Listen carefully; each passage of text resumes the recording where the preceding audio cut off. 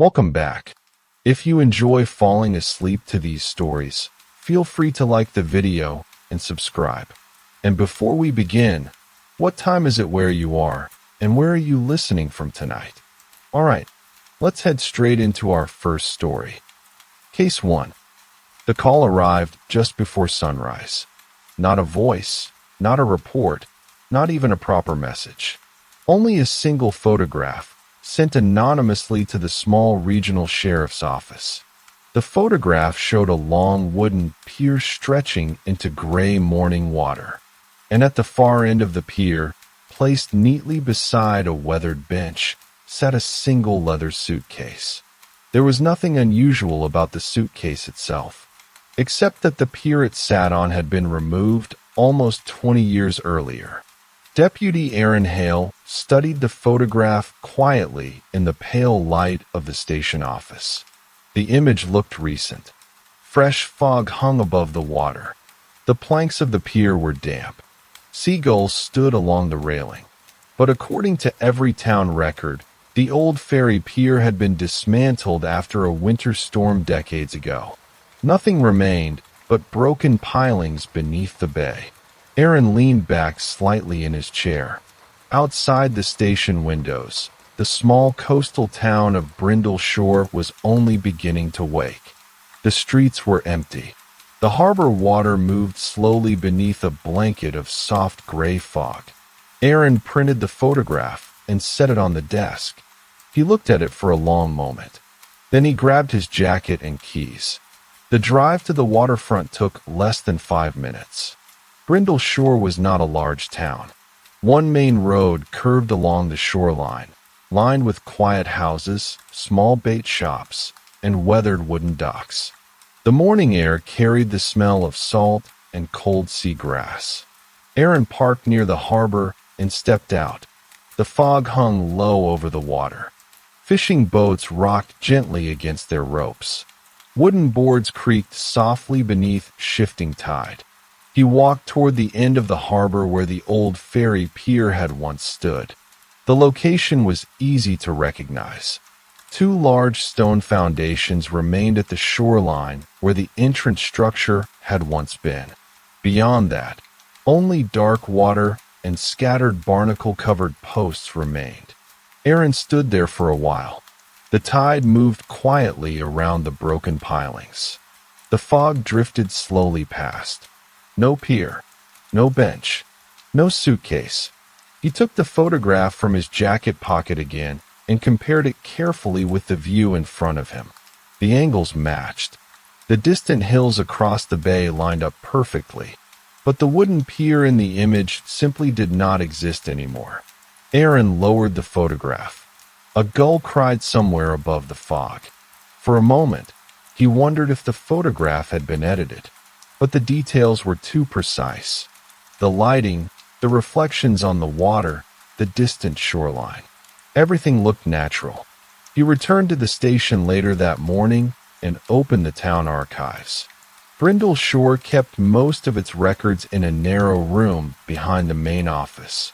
Old cabinets lined the walls.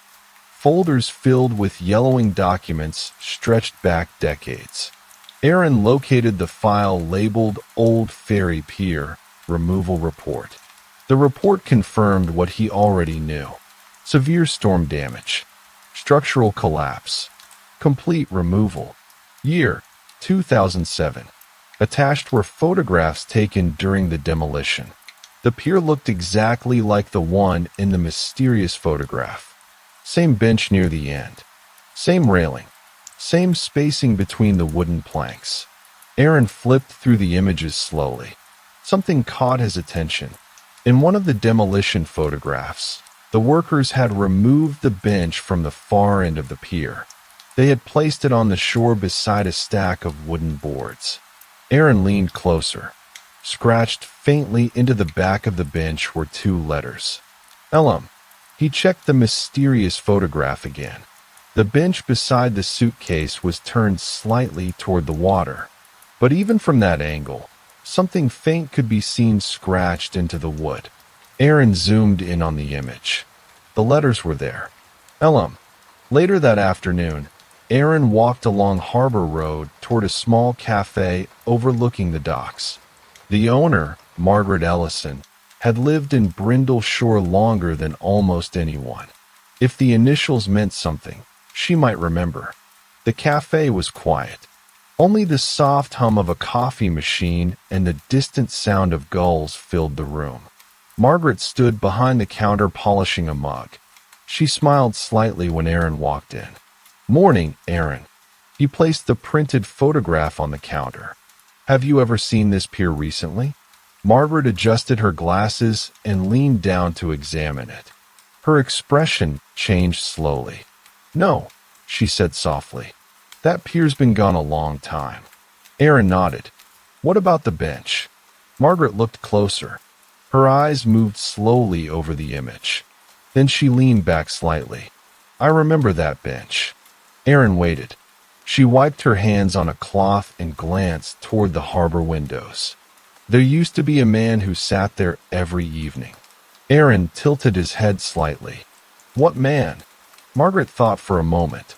"He came down from the hills sometimes. Quiet fellow. Kept to himself." She paused. "I think his name was Leonard." Aaron looked down at the photograph again. "Elam. Leonard M." Margaret continued slowly. "He always carried the same old leather suitcase." Aaron looked up immediately. Margaret nodded slightly, sat on the bench, watched the water. Aaron felt a small chill move through the quiet room. Did he live in town? Margaret shook her head. No one really knew. She turned back to the photograph. "I haven't thought about him in years." Aaron folded the photograph carefully. "When did he stop coming?" Margaret looked out toward the fog-covered harbor. "About the same time the pier was torn down." Aaron left the cafe and drove north along the narrow road that followed the coastline. Beyond the town, the road climbed slowly into low forested hills. Pine trees stretched thick along both sides. Mist moved quietly between the trunks. After about 15 minutes, Aaron reached a narrow dirt road that branched away from the pavement. A small wooden sign stood beside it. "Raven Trail." He turned onto the dirt road and drove slowly deeper into the forest. Margaret had mentioned that Leonard sometimes came down from the hills. If that was true, there were only a few places he could have lived. Old cabins dotted the hills north of Brindle Shore. Most had been abandoned long ago. Aaron parked where the dirt road ended near an overgrown clearing. The forest was silent except for wind moving softly through pine branches. A faint trail continued uphill. He followed it slowly. After several minutes, the trees thinned slightly. An old cabin appeared between them. Weathered wood, collapsed porch, windows clouded with dust. Aaron approached quietly. The front door hung slightly open. Inside, the cabin smelled faintly of old wood and dry leaves. The room was mostly empty. A small table, a rusted stove, a chair near the window, and beside the chair, resting against the wall, sat an old leather suitcase. Aaron stared at it for a long moment.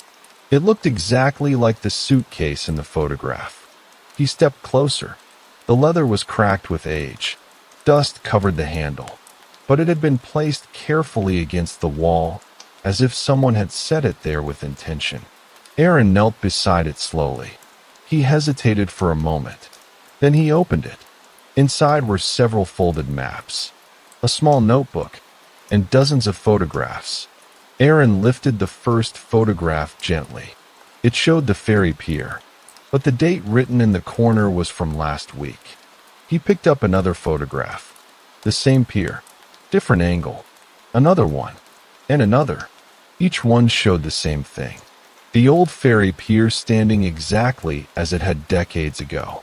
And in several of the images, sitting quietly on the bench at the far end, was a man holding a leather suitcase. His face was turned slightly toward the water, but the outline of his profile was clear. Aaron flipped the photograph over. Written neatly on the back were 3 words. "Still waiting here." Outside the cabin, The forest wind moved softly through the tall pines. The fog drifted slowly across the hills. And somewhere far below, hidden beneath the quiet gray water of the bay, the broken remains of the old ferry pier rested silently beneath the tide. Aaron closed the suitcase slowly. Then he noticed something else inside. At the very bottom lay a small folded piece of paper. He unfolded it carefully. It was a map of the coastline, and marked carefully in pencil was a single location in the bay, directly where the old ferry pier once stood. Beside the mark, someone had written two quiet words: "Tomorrow again." Aaron folded the map again and sat quietly on the floor of the cabin. Dust floated slowly through the thin beam of light entering from the cracked window. Outside, the wind moved through the tall pine trees in slow waves. He placed the map back inside the suitcase and closed the lid carefully. The quiet inside the cabin felt heavy, but not threatening. Just still, like a room that had been waiting for someone to arrive. Aaron stood and walked to the small window. From the hillside, he could see a thin strip of gray water far below through the trees. The bay was calm. Fog drifted slowly across its surface. He stayed there for a long time before finally leaving the cabin. The walk back down the trail was quiet. Pine needles softened every step. The forest carried the faint scent of damp wood and earth. At the bottom of the hill, Aaron paused beside his truck and looked again toward the distant water. Tomorrow again. The words remained quietly in his mind. The next morning arrived slowly in Brindle Shore. Low clouds covered the sky. The harbor water was smooth and pale.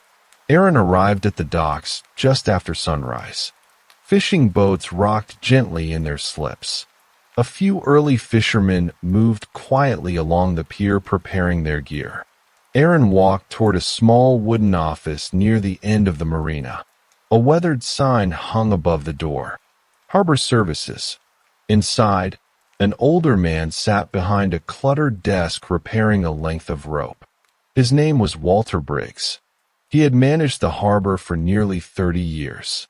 Walter looked up as Aaron entered. "Mornin', deputy." Aaron nodded and placed the photograph of the old pier on the desk.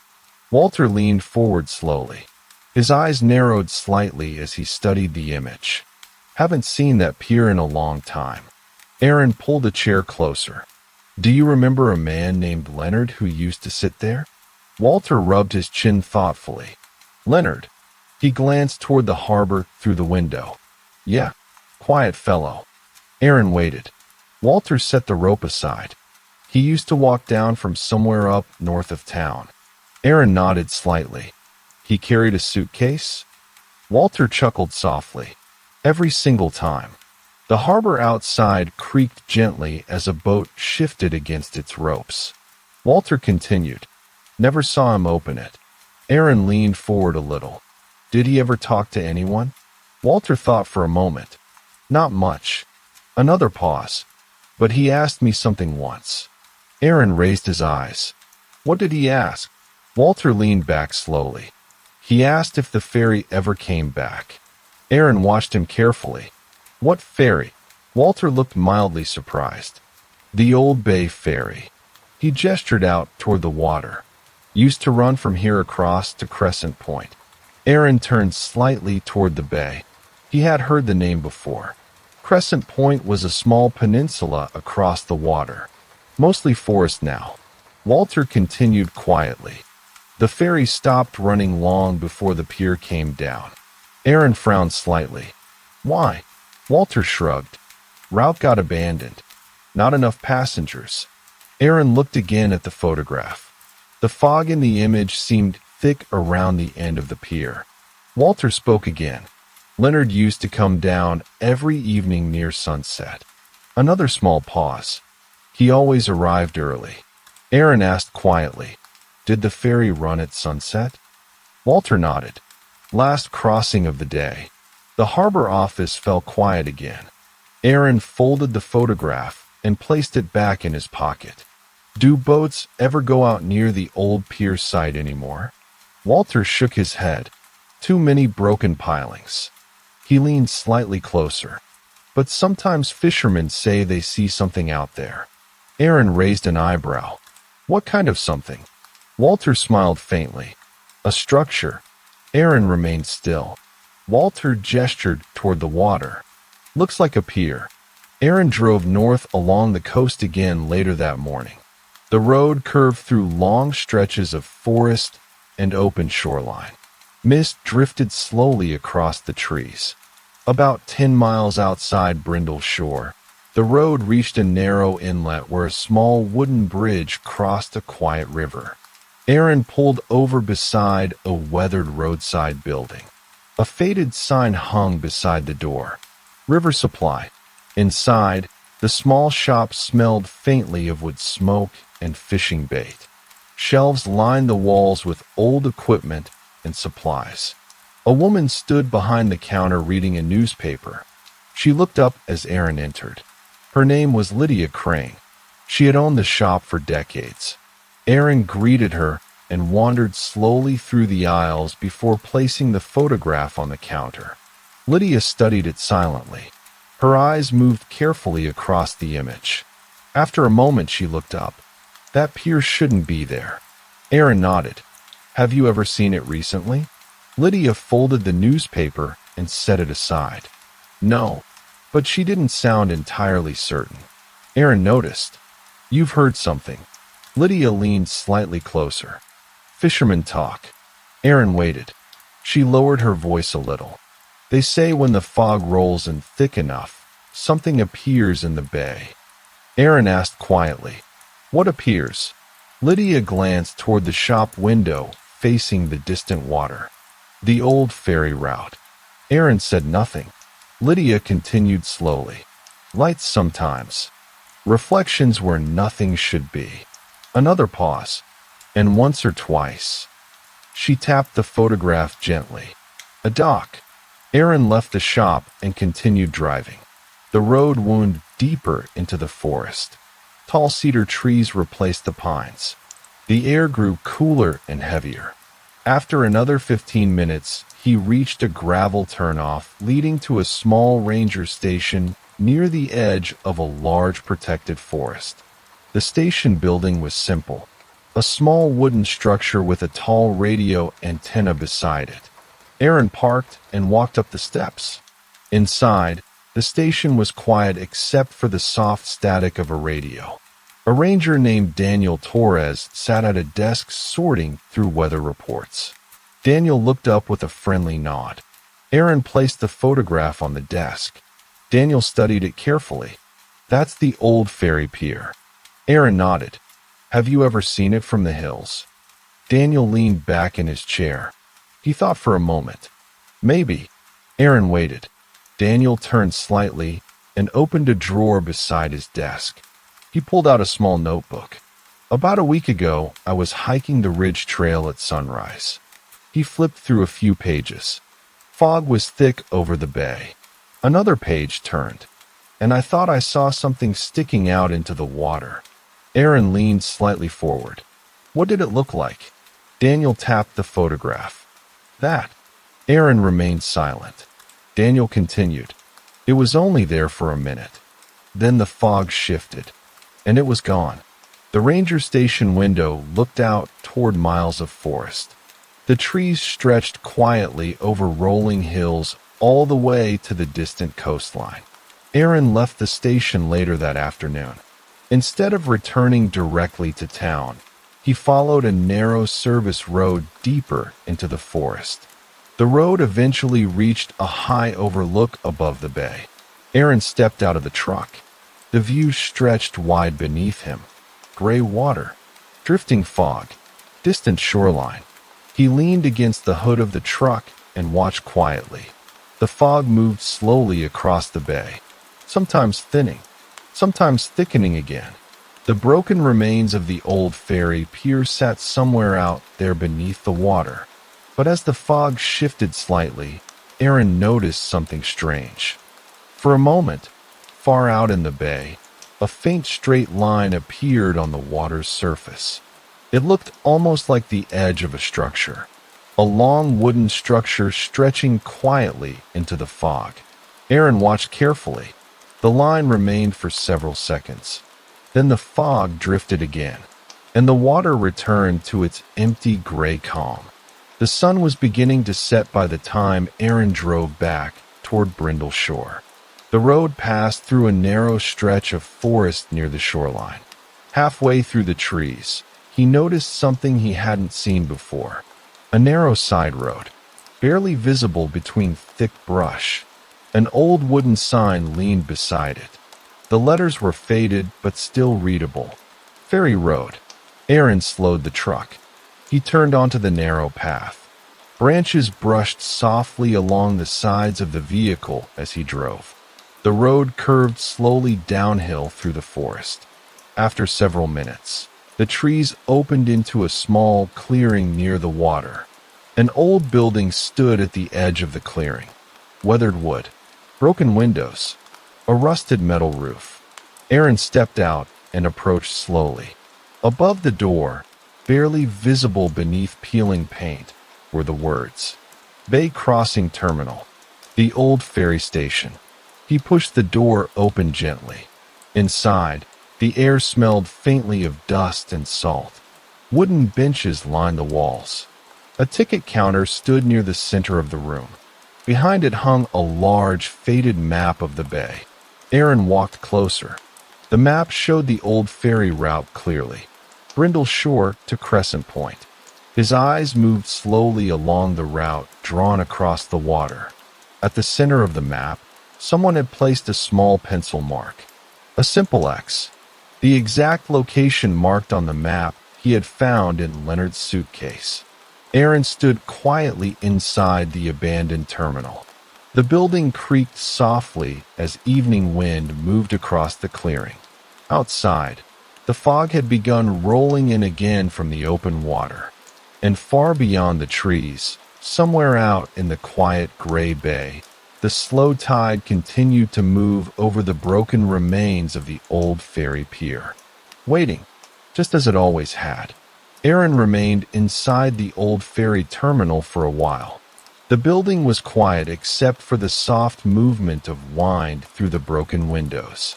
Dust drifted slowly through the fading evening light. He stepped closer to the map on the wall. The paper had faded to a pale yellow over the years. Thin cracks ran along the edges where it had dried and curled, but the ferry route was still clear. A thin blue line stretching from Brindle Shore across the bay to Crescent Point. And there, at the center of the water, the small pencil mark remained. Aaron studied it carefully. It looked newer than the rest of the map. Someone had added it long after the building was abandoned. He ran his finger lightly over the surface. The graphite left a faint smudge on his fingertip. Outside, the fog continued drifting inland from the bay. It moved slowly through the trees surrounding the clearing. Aaron stepped back and looked around the terminal room. The benches were coated with a thin layer of dust. A row of old ticket windows stood along the far wall. Behind them were small office rooms. He walked toward them. One door stood slightly open. Inside was a narrow office with a metal desk and an old filing cabinet. The desk held a few scattered papers and a rusted lamp. Aaron opened the filing cabinet. Most of the drawers were empty, but the bottom drawer still held several folders. He pulled one out. The label read, Ferry Passenger Records, Final Season.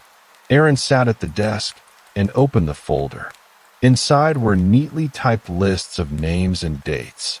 Passengers who had crossed the bay during the final months before the ferry route closed. He turned the pages slowly. Many of the names belonged to people who once lived in Brindle Shore. Fishermen, delivery drivers, visitors passing through. Then he noticed a familiar name, Leonard Mercer. Aaron paused. The initials matched the ones carved into the bench. LM. Leonard Mercer appeared several times on the passenger lists. But something about the entries seemed unusual. Each time Leonard's name appeared, it was only on the departure side. Brindle Shore to Crescent Point. There were no records of him returning. Aaron leaned back slightly. The room felt colder as the evening air moved through the broken window. He continued flipping through the pages. Leonard Mercer appeared again and again, always traveling from Brindle Shore to Crescent Point, never coming back.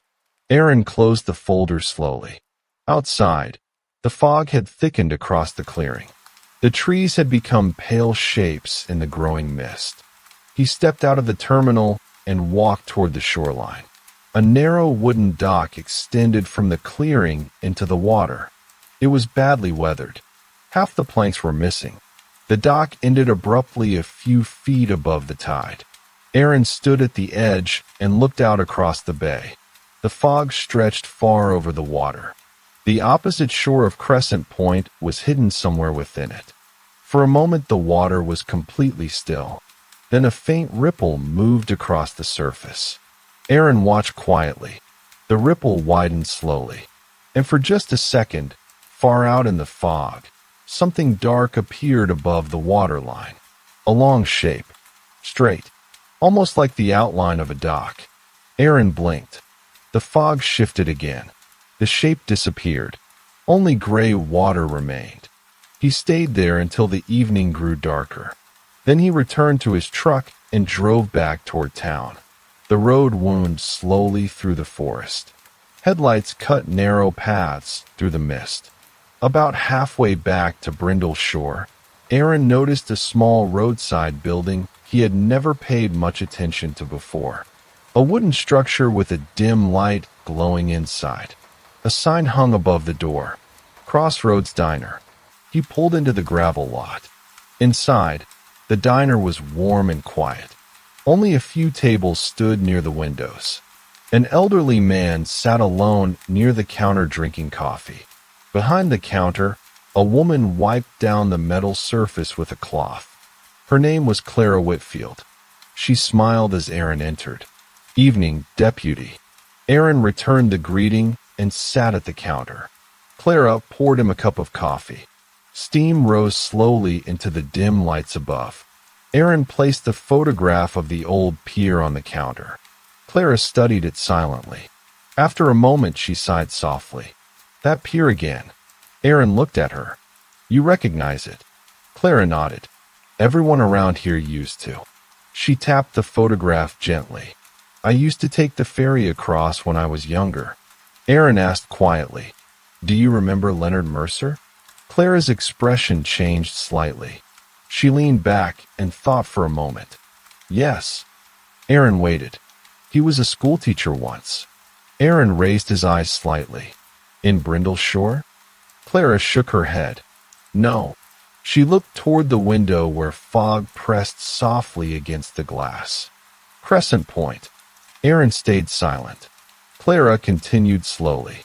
He used to come over on the ferry every few days. Quiet man.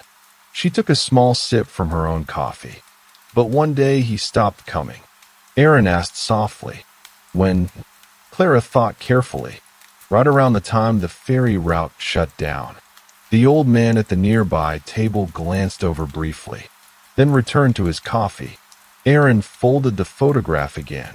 Did anyone from Crescent Point ever come looking for him? Clara shook her head. Crescent Point's mostly empty now. She wiped the counter slowly. Most people left years ago. Aaron finished his coffee and stepped outside. Night had settled over the forest road. The fog had grown thicker. His headlights illuminated only a short distance ahead as he drove.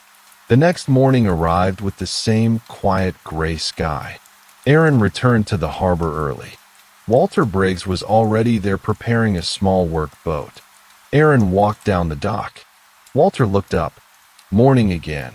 Aaron leaned against the railing. I want to take a trip across the bay. Walter glanced toward the fog-covered water. To Crescent Point? Aaron nodded. Walter considered for a moment. Then he shrugged. Weather's calm enough. They pushed away from the dock slowly. The small boat moved quietly through the harbor. Soon the shoreline of Brindle Shore faded behind them. The fog thickened across the open water. The boat engine hummed steadily. Aaron watched the surface of the bay. The GPS unit on the boat blinked softly beside the wheel. Walter steered calmly along the old ferry route. About halfway across the bay, Walter slowed the engine. This should be close. Aaron looked around. The fog surrounded them completely now. The water stretched in all directions like a pale gray field. Walter pointed ahead. Old Pier Site should be right around here. Aaron stepped carefully toward the front of the boat. The water moved slowly beneath them. Then he saw something, just beneath the surface. Dark shapes, old wooden pilings, broken and covered with barnacles. The remains of the ferry pier. The boat drifted slowly beside them. Aaron leaned closer to the water. The tide moved gently over the old structure. Walter cut the engine. The boat settled into a quiet drift. For several minutes, neither of them spoke. Then Aaron noticed something else. Floating nearby, a small piece of wood. He reached out with a boat hook and pulled it closer. It was a section of old railing, weathered and worn, but carved faintly into the wood were two letters. Elam. Aaron stared at it quietly. The fog thickened around the boat. Somewhere far out in the mist, a distant bell sounded. Slow, deep, like the echo of a buoy drifting somewhere unseen. Walter looked around the fog. Strange place for a buoy. Aaron listened. The bell rang again, low and hollow. And then, faintly through the fog ahead, another sound appeared. Soft at first, then clearer. The distant hum of an approaching engine. Walter turned slowly toward the sound, but nothing appeared through the fog. The water remained empty, yet the sound continued. A steady mechanical rhythm moving slowly across the bay. The same deep tone an old ferry engine might make. Aaron stood silently at the front of the drifting boat, listening, watching the fog, and waiting. Aaron stood at the front of the small boat while the sound moved slowly through the fog. The steady hum drifted across the water for several seconds. Then, just as gradually as it had appeared, it faded again. The fog returned to silence. Only the slow movement of the tide remained. Walter restarted the engine after a while and guided the boat forward. The shoreline of Crescent Point slowly appeared as a faint dark line ahead. Tall trees grew right down to the water's edge. The land looked quiet and largely untouched. A narrow dock extended from a small clearing along the shore. The wood was old but still intact. Walter eased the boat alongside it. Neither of them spoke for a moment after stepping onto the dock. The fog had followed them across the bay and now moved gently between the trees. Aaron looked back across the water toward Brindle Shore. It was no longer visible. Walter tied the boat rope loosely and looked toward the clearing. A small gravel path led inland. They followed it slowly. The forest here was dense. Tall cedar and fir trees formed a dark canopy overhead. The ground beneath them was covered with thick moss and fallen needles. The path curved gently uphill. After several minutes, the trees opened into a small settlement. A handful of old buildings stood in a quiet cluster. Most were empty. Their windows were boarded or broken. Paint had faded from their walls long ago. One building stood slightly apart from the others. A small white structure with a narrow porch. The shape of it was familiar. Aaron stepped closer. A wooden sign still hung beside the door. Crescent Point School. The building looked abandoned, but not entirely forgotten. The porch boards creaked softly underfoot. Aaron pushed the door open. Inside, the air smelled faintly of old paper and dust. Small desks stood arranged in neat rows. A chalkboard covered one wall. Faded letters and numbers still remained faintly visible. Sunlight filtered through the tall windows, softened by the fog outside. Walter walked slowly along the back wall. A row of wooden shelves held old books and folders. Aaron approached the teacher's desk at the front of the room. A small nameplate sat near the edge. The metal surface had tarnished over the years, but the letters could still be read. Leonard Mercer. Aaron ran his finger lightly across the desk. A thin line appeared in the dust. Walter pulled open one of the shelves behind him. Inside were several old record books, attendance logs, lesson notes, school letters. Walter handed one to Aaron. Aaron opened it slowly. Inside were notes written in neat, careful handwriting. Dates stretched across the pages. Years of quiet teaching. Names of students who once lived in Crescent Point. Most of the entries ended many years ago. The final pages grew sparse. Only a few students remained during the last year before the school closed. Aaron turned one more page. The final entry was written in the same steady handwriting. A short note. Last class today. Ferry leaving soon. The bay is calm. Aaron closed the book gently. The classroom remained still around them. Outside the windows, the fog drifted slowly between the trees. Walter stepped toward a narrow door at the side of the room. It opened into a small office. Inside were a few shelves and a wooden filing cabinet. Aaron pulled open one of the drawers. Folders filled the space. School records, personal notes, letters. One envelope caught his attention. It had never been opened. The paper had yellowed with time. The address read simply, Leonard Mercer, Crescent Point School. Aaron opened it carefully. Inside was a single folded page. The letter was dated just weeks before the ferry route closed. It was from the county office. A notice of closure. Crescent Point School would be permanently shut down due to low enrollment. Students would be transferred to Brindle Shore the following season. Aaron read the final line again. Last class today. Ferry leaving soon. Walter stood quietly beside the doorway. So he kept coming back, Walter said softly. Aaron nodded slightly. He must have crossed the bay every day for years. Walter looked around the empty classroom. After the school closed, there was no reason to. Aaron thought for a moment. Except habit. They left the school building and continued walking through the settlement.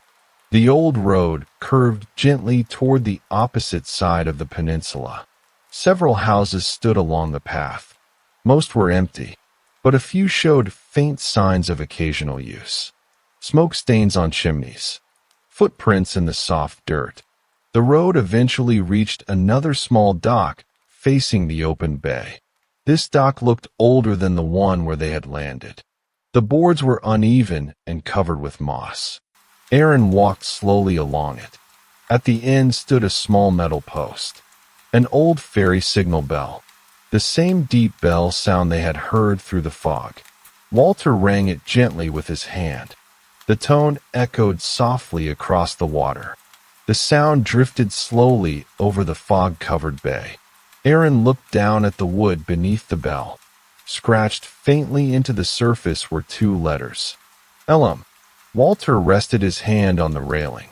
He waited here. Aaron nodded. Every day. Walter looked out across the water. For a ferry that stopped running. The fog moved slowly across the bay. Aaron pictured Leonard Mercer crossing the water each evening. Walking quietly down the pier.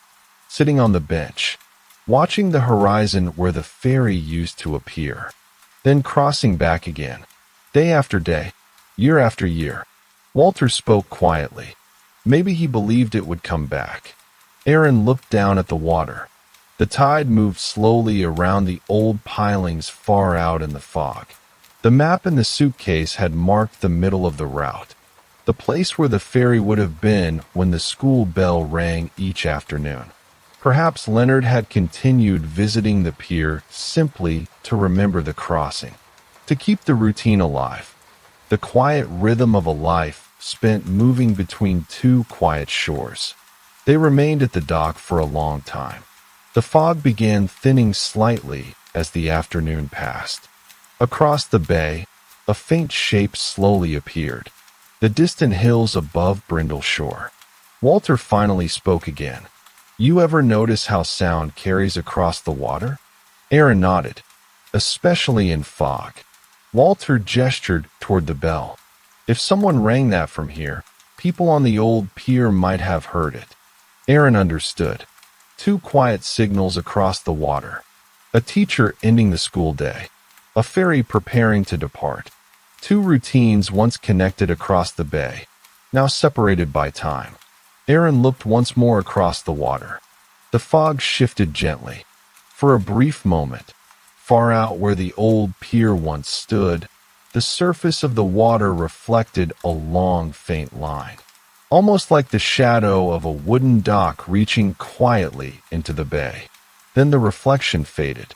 The water returned to its calm, gray stillness.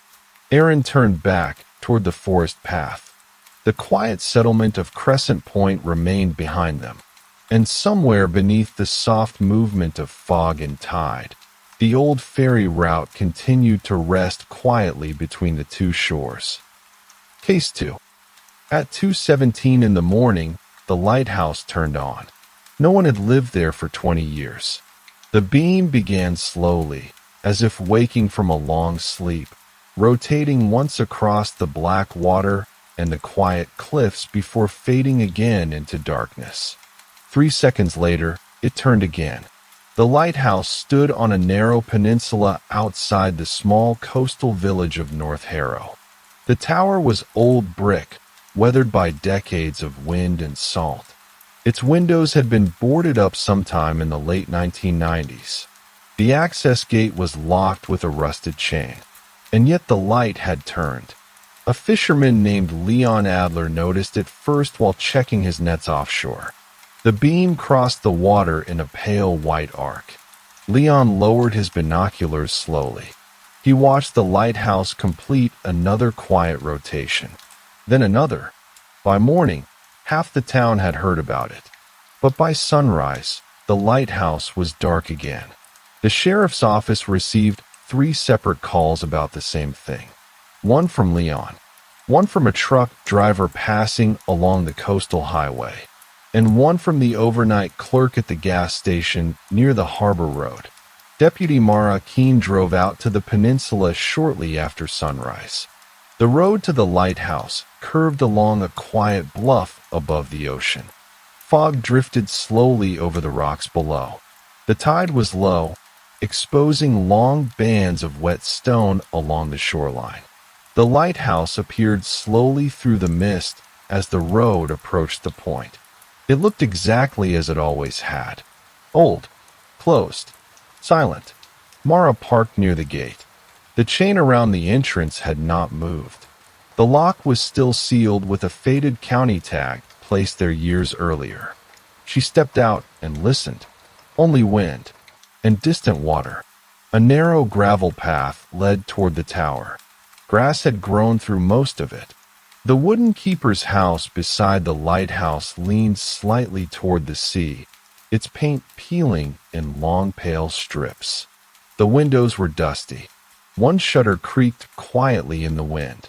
Mara walked around the perimeter fence. Everything looked undisturbed. No footprints. No fresh tire marks. Just the usual quiet of the peninsula. She stood for a moment looking up at the lantern room. The glass panels at the top reflected the morning light.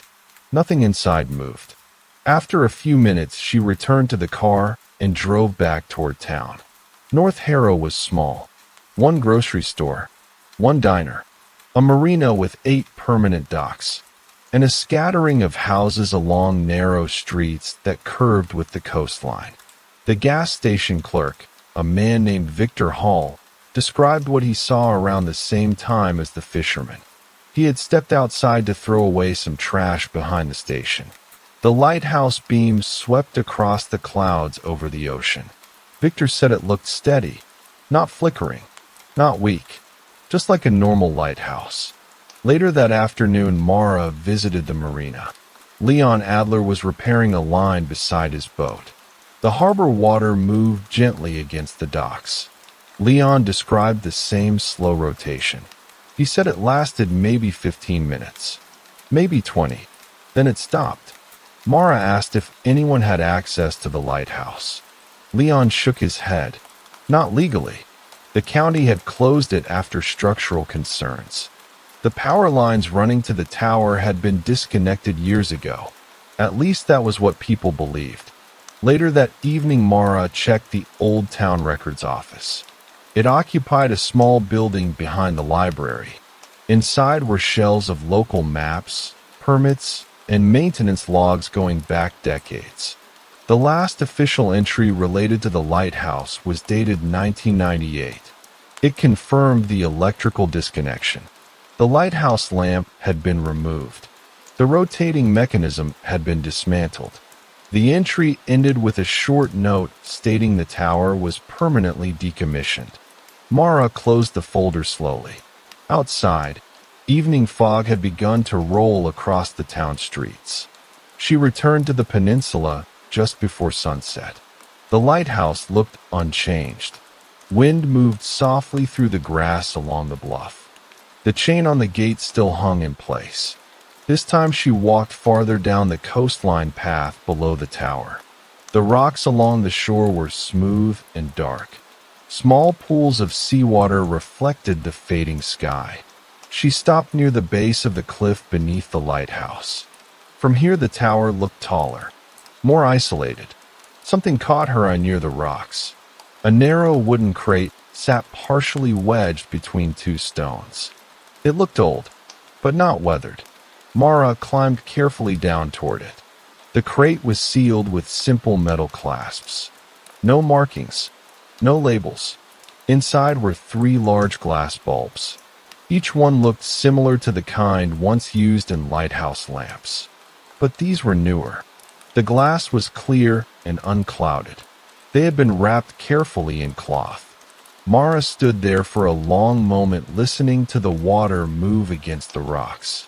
Above her, the lighthouse remained silent. She carried the crate back up the narrow path. The next morning, she visited the old electrical substation north of town. It was where the lighthouse power lines once connected to the grid. The building was abandoned now. Tall weeds surrounded the small concrete structure. Inside, the control panel was rusted and covered with dust. But one breaker had been moved recently. The metal lever was clean, almost polished, as if it had been touched. Mara stepped outside and followed the line of old utility poles that once ran toward the lighthouse. Most of the wires had been removed years ago, but a thinner cable still ran along the poles. It disappeared into the fog toward the peninsula.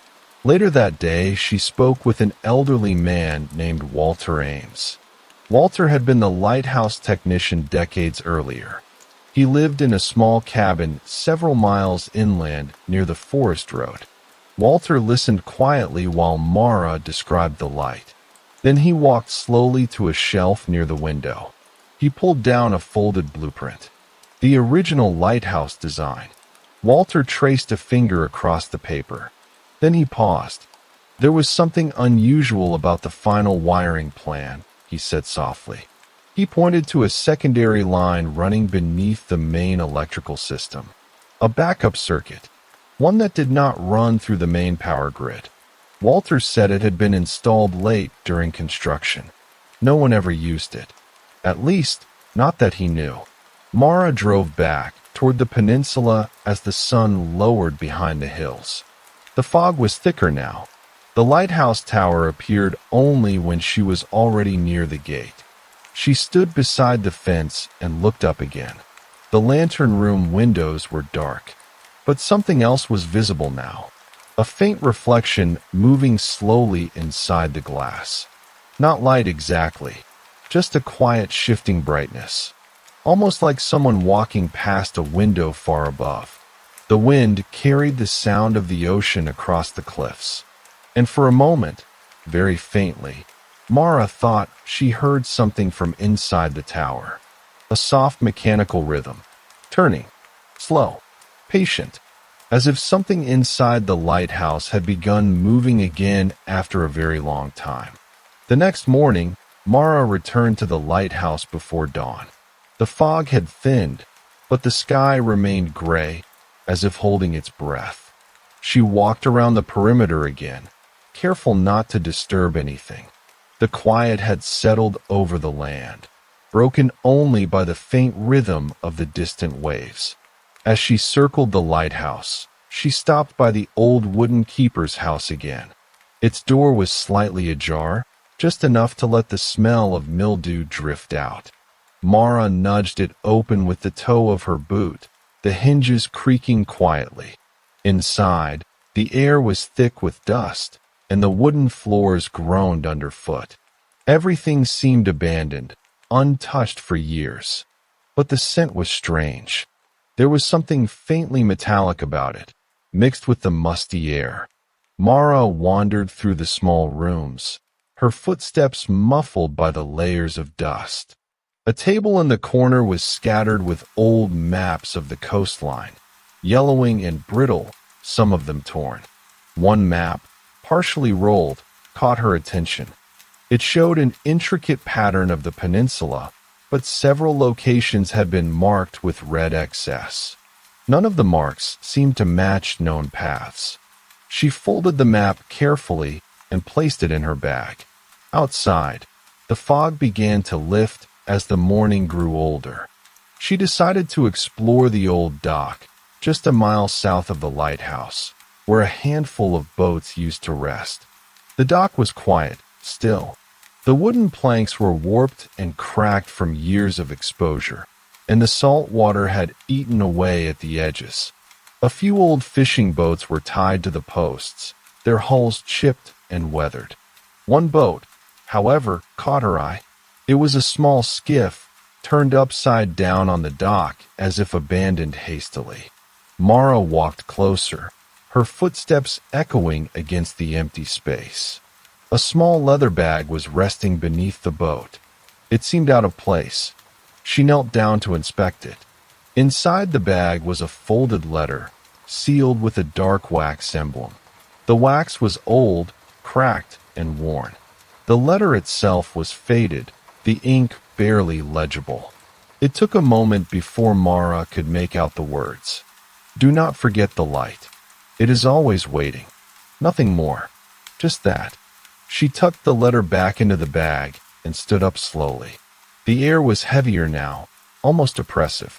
As she turned to leave, something moved in the water. Not far from the dock, the surface rippled. Something had broken the calm, like a stone thrown into a pond. She leaned over the edge, staring into the murky depths, but saw nothing. The sky was darkening quickly. Mara made her way back toward town. The streets were quiet as usual, the only movement coming from a few early risers heading to the diner. She stopped by the post office and spoke briefly with a woman named Evelyn. She had lived in North Harrow her entire life. Evelyn recalled the days when the lighthouse was still in use. Her eyes flickered as she spoke. "Strange things used to happen around there," she said, her voice low. "People used to see things out on the water late at night. Lights in the fog. Boats that just appeared, then vanished." Mara asked if Evelyn had seen anything unusual recently. Evelyn paused, her hands stilling as she arranged a stack of mail. "No," she said finally, "but you ask anyone who's lived here long enough. The lighthouse has a way of calling people. They come, and then they leave, like they were never really here." Mara left the post office and took the narrow road leading out of town. It twisted through patches of forest before opening up to a small lake. The mist from the morning had all but disappeared, leaving the water calm, almost glassy. On the opposite shore, a small, dilapidated cabin sat perched near the trees. It looked like it had been untouched for years, yet it somehow felt familiar. Mara parked her car and crossed the footbridge that led toward the cabin. The path was overgrown, the earth soft beneath her feet. As she drew closer to the cabin, She noticed the wooden steps had begun to rot. The door, slightly ajar, creaked as the wind pushed it slowly open. Inside, everything was in disarray. Furniture was overturned, papers scattered across the floor. But there was no sign of anyone having been here recently. One particular object caught her eye, a single, tarnished key lying on the floor next to an old lantern. It was a small key, carved with an intricate design, though the engraving was worn away by time. Mara picked it up, turning it in her fingers. There was something about it that seemed familiar, though she couldn't place it. She left the cabin and retraced her steps back toward the car, her mind turning over the new discovery. The key felt important, but to what? Back in town, Mara passed the old sheriff's station. The windows were boarded up now, the building empty for as long as anyone could remember. She stopped for a moment to study it. The structure, while unremarkable, had a certain sense of foreboding about it. The trees around it stood still, casting long shadows across the street. A rusted sign hung from the wall, North Harrow Sheriff's Office. Mara felt a pull toward it, but something held her back. Instead, she turned toward the edge of the forest, following the narrow trail leading into the woods. The air felt colder now, the trees densely packed, their branches heavy with age. As she walked, the silence seemed to deepen. The only sounds were the distant call of birds and the crunch of leaves underfoot. The trail twisted and turned, weaving deeper into the forest. A half-hour later, Mara stumbled upon a clearing surrounded by tall, thick trees. In the center was a stone structure, a small, crumbling well. Moss had overtaken its edges, and the stone had darkened with age. It was strange to find something so ancient in the middle of the forest. But what was stranger still was the faint, almost imperceptible glow coming from within the well. She stepped closer, peering into the darkness below. At first, it seemed like nothing more than the reflection of light on the water. But as she squinted, something else became clear. A single object sat at the bottom, glinting faintly in the dim light. It was a lantern, the same kind of lantern she had seen earlier at the cabin. Mara hesitated for a moment, her heartbeat slow and steady.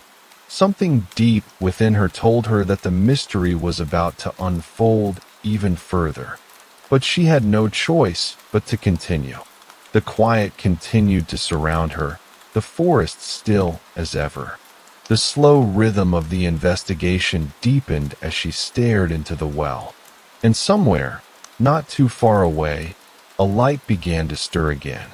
Mara stood still, her eyes fixed on the well, the faint glow at its bottom flickering like a distant memory.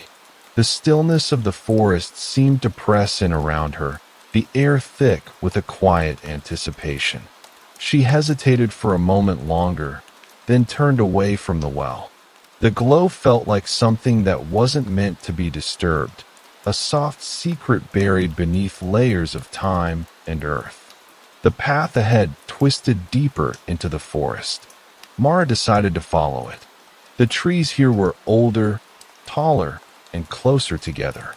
The air was thick with the scent of pine and earth.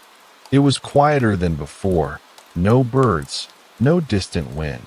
Just the soft rustle of her steps in the underbrush. After walking for a few minutes, she came upon an old stone wall, crumbling in places but still standing tall. It seemed out of place in the wilderness. Mara ran her fingers along the surface of the stone. The wall stretched in either direction, disappearing into the trees. She decided to follow it, her boots crunching against the fallen leaves.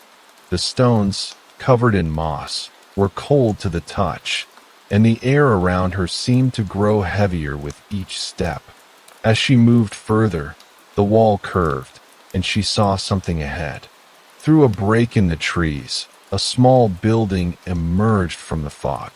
It was a small shack, partially hidden by the forest, its windows dark and its door hanging slightly ajar. Mara approached cautiously. The door creaked as she pushed it open, revealing a dark interior filled with shadows. Dust hung in the air, thick and unmoving. She stepped inside, her breath shallow, the only sound the soft scrape of her boots against the wooden floor. The room was empty except for a small table in the center. On the table, there was a single object, a weathered journal, its leather cover cracked and faded. Mara reached for it, running her fingers over the rough surface. She opened it slowly, the pages brittle with age. The writing inside was messy, hurried, but legible enough to make out. It spoke of strange occurrences in the area, visions of lights in the sky, whispers in the wind, and shadows that moved when no one was looking.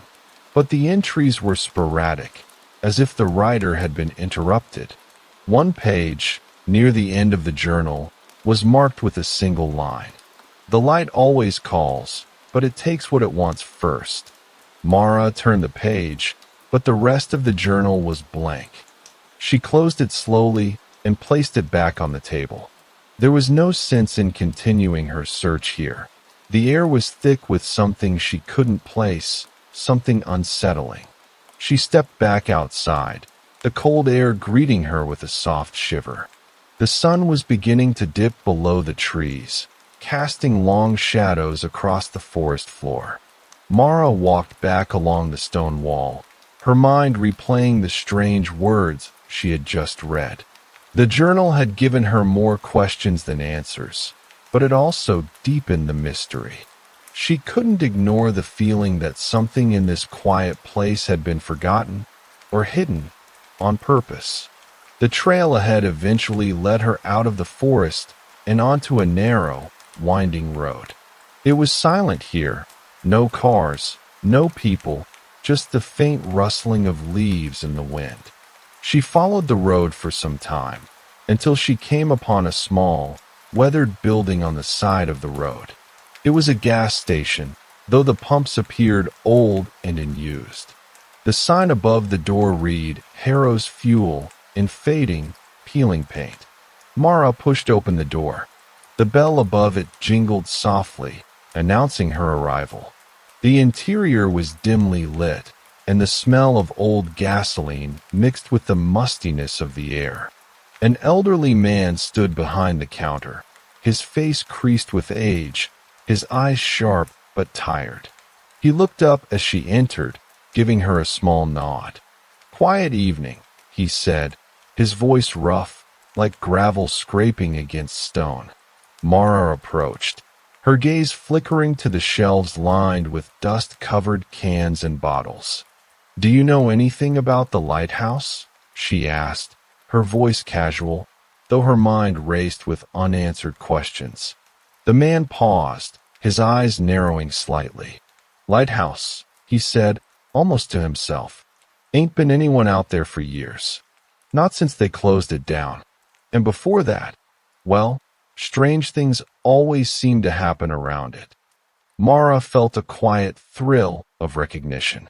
She had heard something similar from Evelyn earlier.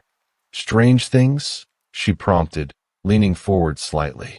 The man sighed, setting down a bottle of oil and wiping his hands on his worn apron.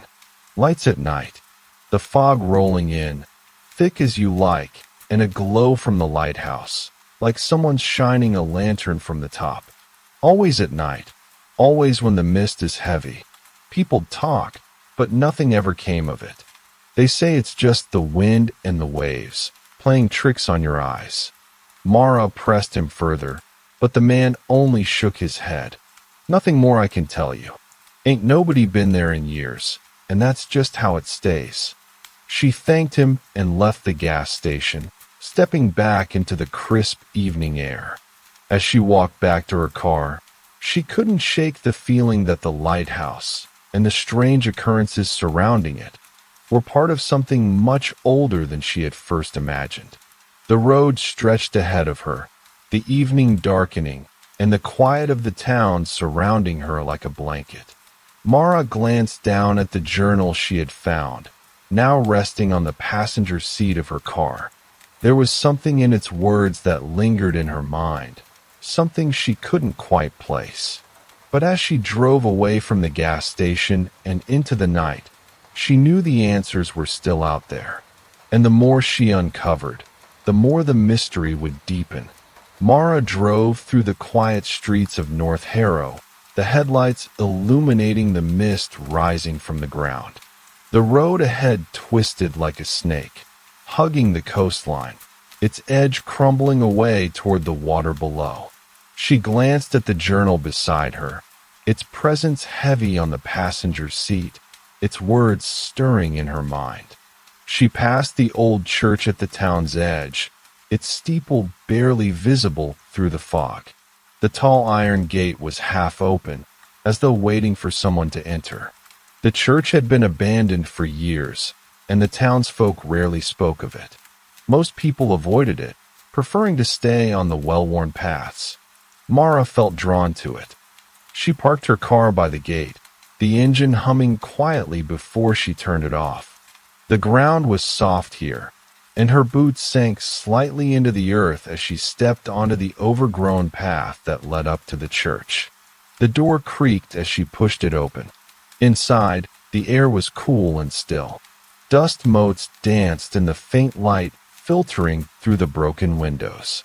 The pews were scattered and overturned, and the altar at the front was barely visible beneath layers of grime and neglect. The once pristine stonework had worn down over the years, but there was something hauntingly beautiful about the place, as if it held memories too old to be remembered. She walked slowly, her footsteps echoing in the silence, until she came to the back of the church. There, just beneath the large stained glass window depicting a scene of the sea, she noticed something strange. A set of footsteps, recently made, led into a small alcove behind the altar.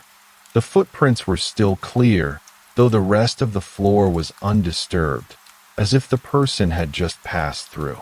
She knelt, inspecting the marks. They were too large to be from the usual townsfolk, too heavy, too deep. At the back of the alcove was a small wooden door, partially open. It was not part of the original church layout. This room was hidden, as though someone had built it long after the church had fallen into disuse.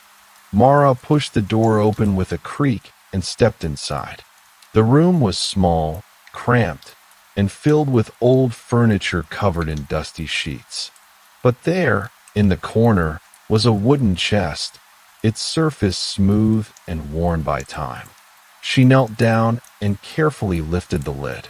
Inside, wrapped in a tattered cloth, was an old brass key. It was unlike any key Mara had ever seen before. Ornate, with intricate designs etched into its surface, the key seemed almost alive in the dim light. It felt heavier than it should have, like it carried the weight of something far more significant than its simple form. Mara closed the chest slowly and stood up. She glanced around the room, her mind racing with questions. The key had to fit somewhere. But where? She returned to the church's main hall, her footsteps muted on the thick carpet of dust. The church seemed to hum with a low, almost imperceptible vibration, as though it were alive, waiting. She paused by the altar, staring at the sea-themed stained glass window, lost in thought. The air had grown colder. She stepped back outside, the weight of the key in her pocket grounding her in the quiet night. The fog was denser now, pressing against her like a thick curtain. The town ahead seemed distant, muted. She returned to her car and drove back toward the outskirts of town, the road winding through the fog-shrouded trees. There, just beyond the last houses, she found herself at the foot of the old forest path again. The thought of the well, the lantern, and the strange glow crossed her mind again. She decided to head back into the woods, deeper this time, following the narrow trail that seemed to disappear into the thick trees. The path was overgrown, almost forgotten, but she pushed forward. Her breath came slow and steady, matching the rhythm of her steps. The trees here were ancient, the trunks twisted and gnarled, their roots sprawling like veins across the forest floor. The air felt alive, pulsing with an energy she couldn't quite place. The deeper she went, the quieter it became. The usual sounds of wildlife, birds, rustling leaves, the wind, had faded away. Now, there was only the faint creak of trees shifting in the wind. After a while, she came to a clearing. At its center stood an old stone structure, half destroyed, its walls crumbling with age. It was a tower, much like the lighthouse, though much smaller, almost hidden by the trees. Mara stepped toward it cautiously. The tower had no windows, just narrow slits in the stone walls. Ivy crawled over its surface, and the stones seemed to sink deeper into the earth with every passing year. She circled it slowly, running her fingers over the damp, moss-covered surface. A thick, iron door was set into one side, half buried under roots and earth. As she reached for the rusted handle, she noticed something strange etched into the stone just above it. A series of symbols, worn with time, but still legible. They were unfamiliar to her, though they reminded her of the designs on the key. They seemed almost like a language, a pattern of markings that repeated in a circular motion. Mara paused, her hand on the door handle. The air was thick around her, as if the forest itself had held its breath. She pulled the door open with a low groan. Inside was dark, save for a faint light emanating from the far side of the room. Her heart quickened, the soft glow drawing her forward like a quiet beacon. The floor was covered in debris, broken stones, fallen branches, and what appeared to be the remnants of old wooden crates. As she moved closer to the light, she saw that it was coming from a narrow gap in the stone wall. There, embedded deep in the rock, was a small opening. The glow pulsed faintly from within. Mara knelt down, her hands trembling as she reached toward it. She peered into the crack, but there was nothing there, no source for the light. The crack was too small for her hand to fit inside. She could feel the pull of the light, though, its presence both soothing and unsettling at once. Without thinking, Mara pressed the brass key against the stone, the cool metal in her palm grounding her. She felt it fit, just slightly, as though it were meant to be there. And then, without warning, the glow intensified. It was as if the room itself responded, the air shimmering with a quiet hum. The stone around the crack shifted, slowly, and the wall seemed to pull back just enough for Mara to see beyond it. A tunnel, the faintest echo of something deep within, like footsteps or whispers, drifted up from the darkness. Mara stood frozen for a moment, caught between fear and curiosity. The pull was undeniable. With one last glance behind her, she stepped into the narrow opening, the light around her flickering like a heartbeat. The tunnel was narrow and cold, the air thick with the scent of earth and decay. As she moved forward, the walls seemed to close in, the stone slicked beneath her fingertips. Then, ahead of her, she saw something in the darkness, a shape, a figure. It was just a shadow, but it was unmistakable. Someone was waiting. The silence was absolute, save for the faint echo of her breath. The world outside seemed so far away now, a distant memory. Mara continued onward, step by slow step, as the shadow grew clearer. Mara moved forward, the stone walls of the tunnel pressing in on either side.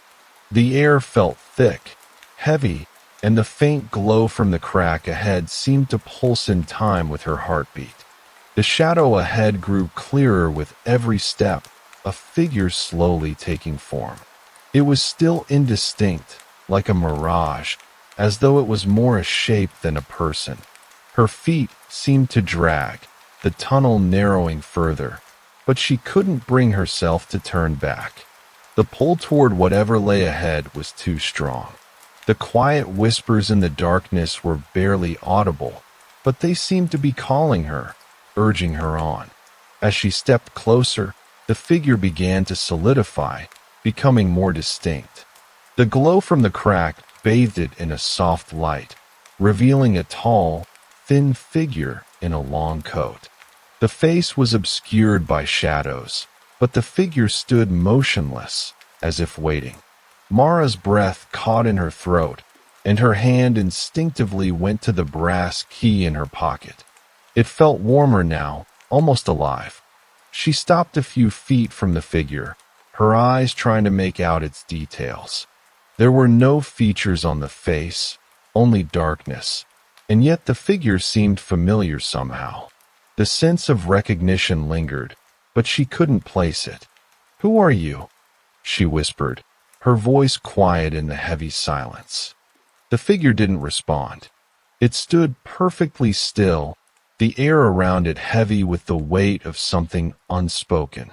Then, just as she was about to take another step forward, the figure raised one hand slowly, pointing toward the end of the tunnel. Mara hesitated, but then followed the gesture. The end of the tunnel opened into a large chamber, its walls lined with worn stone. In the center of the room was a shallow stone pool, the water within it still and dark. The surface of the water gleamed faintly, as though it contained its own light. Mara stepped closer to the pool, her fingers brushing the cold stone edge. The air here was thick with the scent of damp earth and moss, and there was a feeling of age, as if the chamber had been forgotten for centuries. The reflection in the water was distorted, but she could make out faint shapes moving beneath the surface. They were too swift, too fleeting to focus on, and when she leaned closer, they vanished. Her gaze drifted upward to the ceiling, where the stone seemed to shimmer in the dim light, revealing ancient markings. Symbols, like those she had seen before, etched into the rock with meticulous care. They circled the room, starting at the edges and meeting in the center above the pool, forming a pattern that seemed almost alive. Mara reached into her pocket, her fingers brushing the key again. The connection between the key, the pool, and the symbols was undeniable, but she didn't know what it meant. Without thinking, she lowered the key toward the water. As soon as it touched the surface, the room seemed to shift. The air grew colder, and the faint glow of the pool intensified. The water rippled, distorting the symbols above, and for a moment, the patterns seemed to come alive, moving in intricate, flowing shapes. Then, as suddenly as it had started, the water stilled again, leaving only the faintest trace of movement behind. The pool was now dark and calm, its surface reflecting the symbols above in perfect symmetry. Mara stood frozen, her mind struggling to understand what had just happened. The figure had not moved. It remained standing at the edge of the chamber, watching her with an unreadable gaze. She turned back toward the figure, her voice trembling now. "What is this place?" The figure did not answer, but as Mara studied it, she realized it wasn't just waiting, it was guarding. The stillness of the room, the air itself, seemed to hold the weight of 1,000 years of silence. Mara took a slow step toward the center of the room. She was close enough now to see the fine details of the symbols on the walls. They were complex, layered, and repetitive, almost as if they were telling a story. One of the markings near the pool caught her eye. A circle within a circle, the inner circle filled with tiny, intricate lines that seemed to pulse faintly. Her breath slowed as she approached it. The lines appeared to shift as she moved closer, like they were drawing her attention inward. A small, almost imperceptible tremor ran through the air. The figure raised its hand again, this time pointing directly at the center of the symbols, at the circle within a circle. Mara's heart skipped a beat. She could feel it, the strange pull toward the center of the pattern, the weight of the symbols drawing her closer, as if they were speaking to her in a language older than time. With a sense of purpose she couldn't explain, she stepped into the center of the room, standing directly beneath the symbol. Her breath echoed softly in the chamber as she looked up toward the ceiling. A low hum filled the room. It started softly, a vibration that she could feel in her chest, then grew stronger until the very walls seemed to reverberate with it. The pool rippled again, the water swirling in slow, deliberate circles, as if it was responding to the energy in the air. Mara closed her eyes for a moment, her fingers still tight around the key. The hum grew louder, the sound of it almost becoming a presence itself, wrapping around her. Then, in a flash, something moved in the water beneath her. It was quick, too quick for her to fully comprehend.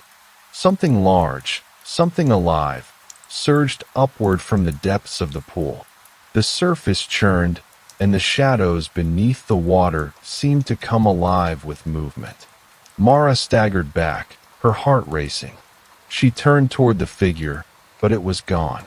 The room had returned to its stillness, as though nothing had happened at all. But Mara knew it wasn't over. The key, still warm in her hand, pulsed faintly again, and she looked down at it. It had changed. The symbols on the surface had shifted, their forms now more distinct, more defined. She felt a strange compulsion to leave the chamber, to follow whatever path this key had set her on. She stepped back toward the tunnel entrance, the shadows creeping behind her like old memories. As she walked through the narrow passage, her thoughts raced. The figure, the pool, the symbols, they were all connected, but she didn't yet understand how. But somehow, she knew that the answers were waiting somewhere just beyond the next turn in the road. Mara stepped carefully out of the tunnel, her breath shallow in the cold, damp air. The stone walls seemed to close in behind her as she made her way back toward the faint light ahead, but the unsettling stillness of the chamber stayed with her, weighing her every step. She emerged into the forest once again, the trees standing tall and unmoving, their branches twisted in unnatural shapes. The fog had thickened while she was inside, clinging to the ground in soft swirls. The path ahead was barely visible, the trail almost completely obscured by the thick underbrush. Mara's boots sank into the damp earth with each step as she made her way through the silent woods.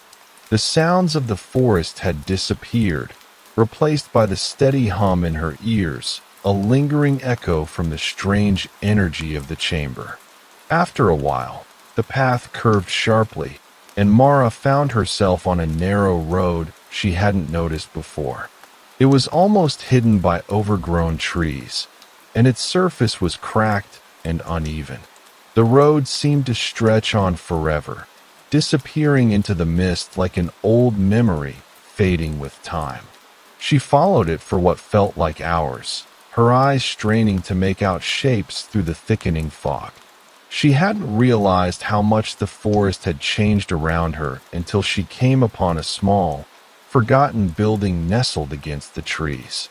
Its roof was sagging, and ivy crawled up its sides, nearly swallowing the structure whole. The windows were dark, and the door was slightly ajar, creaking in the wind. Mara approached cautiously. The feeling of being watched, the sense of something lingering just out of sight, pressed in on her. The building was smaller than she had expected, barely more than a shack. Inside, it was empty save for the remnants of a few old wooden crates and some shattered furniture scattered across the floor. The air was musty, thick with dust, and there was a faint scent of mildew. But there was something else, something colder, deeper in the air. At the far end of the room, something caught her eye. A piece of paper, half hidden under a broken chair, fluttered slightly in the draft. Mara stepped closer, crouching down to pick it up. The paper was old, yellowed, and creased in places. She unfolded it carefully, and her eyes scanned the faintly scribbled words. It was a map, though incomplete. The edges were torn, and several sections had been smudged with time. But it was unmistakable. The map depicted the same symbols from the chamber, arranged in a new pattern that spiraled outward in circles. There, marked in the center of the map, was a location she recognized. The lighthouse. A chill ran down her spine. The symbol for the lighthouse was circled twice, as though emphasizing its importance.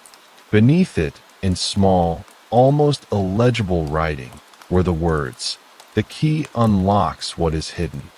Mara folded the map back carefully and tucked it into her jacket. The feeling that had been growing inside her now felt like a heavy weight, pressing against her chest. She needed to return to the lighthouse. She needed to see it again. Leaving the small building behind, she turned back to the road, walking with renewed purpose. The fog had begun to thin, revealing the distant outline of the cliffs ahead. The lighthouse towered in the distance, its silhouette sharp against the pale sky. When she reached the base of the cliff, the familiar sight of the lighthouse felt almost comforting, despite the unease settling in her bones. She made her way toward the base of the tower, the path now clearly visible. The gates were still locked, the chain rusted in place. But now, something was different. The air felt charged, as though the building itself was waiting. Mara's fingers brushed the cold metal of the lock. The brass key in her pocket grew warm again, pulsing with an almost imperceptible rhythm, as if it was aware of the moment. The chain rattled as she pulled at it, and to her surprise, it gave way with little effort, sliding off the gate. The lock turned with ease, and the door creaked open slowly, as though it hadn't been disturbed in years. She stepped inside, her heart beating in time with the rhythm of the key. The lighthouse stood as it always had, its windows boarded up, its structure weathered but steadfast. The air smelled of salt water and age. Mara moved forward cautiously, glancing around as she crossed the threshold. The floor was covered in dust, and the faint smell of mildew lingered in the corners. The stairwell leading up to the lantern room spiraled upward, but something about it felt different now. The quiet of the space, the stillness in the air, all seemed to hold a secret, waiting. She climbed the stairs slowly, each step creaking underfoot. The walls, though battered by years of neglect, seemed to hum with energy, a low, almost inaudible sound that grew louder with every floor she ascended. By the time she reached the top, the sound filled the room, vibrating the air around her. The lantern room was as dark as she remembered. The glass was intact, the metal frame worn but solid.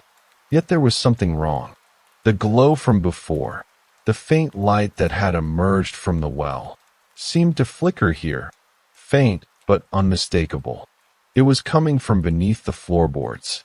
Mara bent down, her hands trembling as she peeled back a small section of the wood. Beneath, there was another hatch, one she had never noticed before. The key in her pocket pulsed once more, urging her onward. With a deep breath, she inserted it into the hidden lock, turning it gently. The hatch creaked open slowly, revealing a narrow staircase leading even further down. The air grew heavier with each step. At the bottom of the stairs, the passage opened up into a small, round room. The walls were lined with shelves, their contents obscured by dust. In the center of the room was a large wooden chest, its surface marked with the same strange symbols she had seen before. Mara approached it cautiously, her hand resting on the cool surface. The key in her pocket warmed again, and the chest seemed to respond. The lock clicked open by itself, the lid rising with a soft groan. Inside was a single object, a lantern. It was unlike anything Mara had ever seen. The metal frame was old, its surface etched with the same intricate designs. The glass was a deep, opaque blue, as though it had been shaped by hands long forgotten. Mara reached for it, the cool surface of the lantern sending a shiver up her spine. As her fingers wrapped around the handle, the room seemed to shift again, the hum in the air deepening. The very walls of the lighthouse seemed to breathe, as if the building itself was awakening. With the lantern in hand, Mara turned toward the exit. The fog outside had cleared, and the sound of the waves crashing against the cliffs below was more pronounced now. The key had led her here, but to what end? She stepped out into the light, holding the lantern tightly. The mystery, as deep and thick as the fog, still awaited. Mara stepped carefully out of the lighthouse, the weight of the lantern in her hand grounding her in the quiet stillness of the evening. The air had grown colder, the sea breeze sharper, carrying with it the scent of salt and something ancient, something forgotten.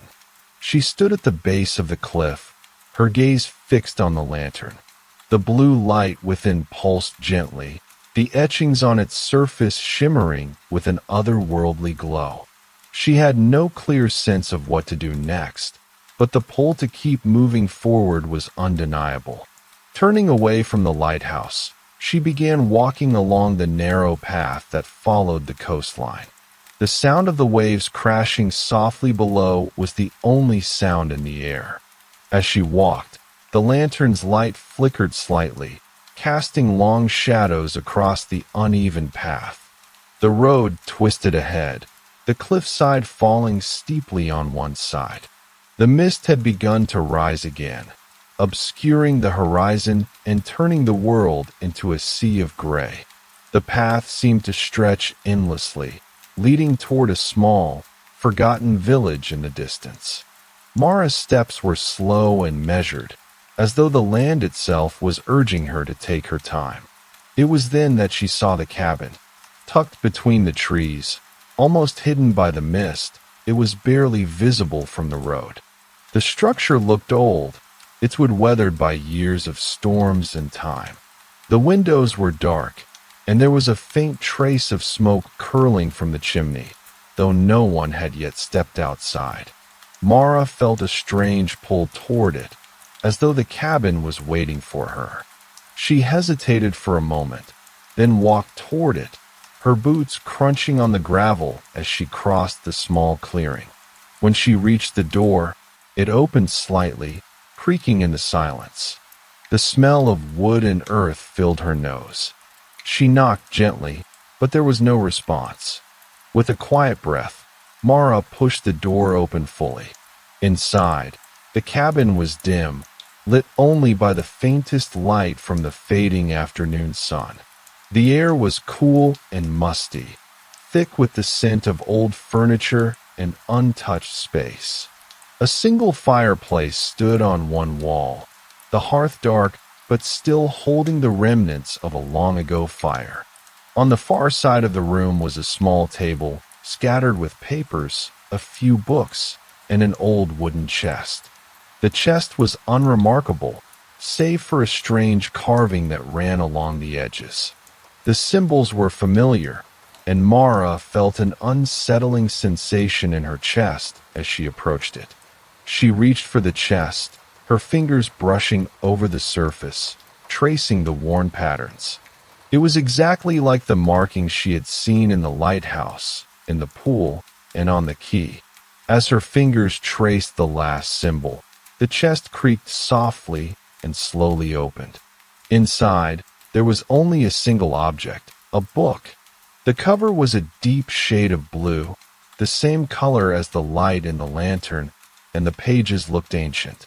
When Mara reached for it, the room seemed to grow colder.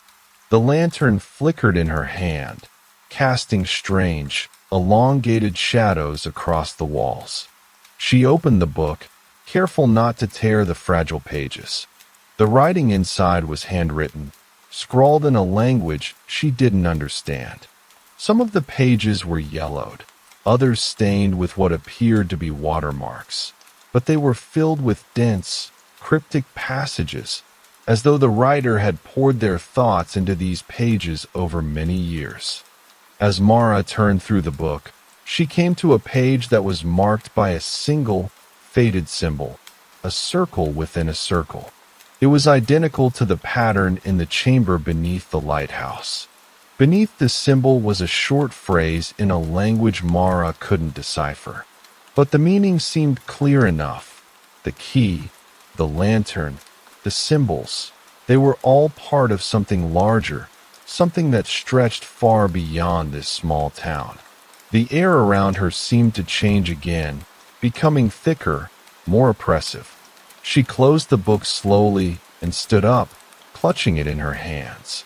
The lantern in her other hand flickered again, casting a brief blue light that illuminated the small, worn windows of the cabin. She needed answers, but they felt so far away, like pieces of a puzzle scattered across the land, just out of reach. Mara placed the book back into the chest and closed the lid gently, the soft creak of wood echoing in the stillness of the cabin. The room felt colder now, the walls pressing in, and the silence was almost suffocating. Outside, the fog had thickened, rolling in like a dense blanket.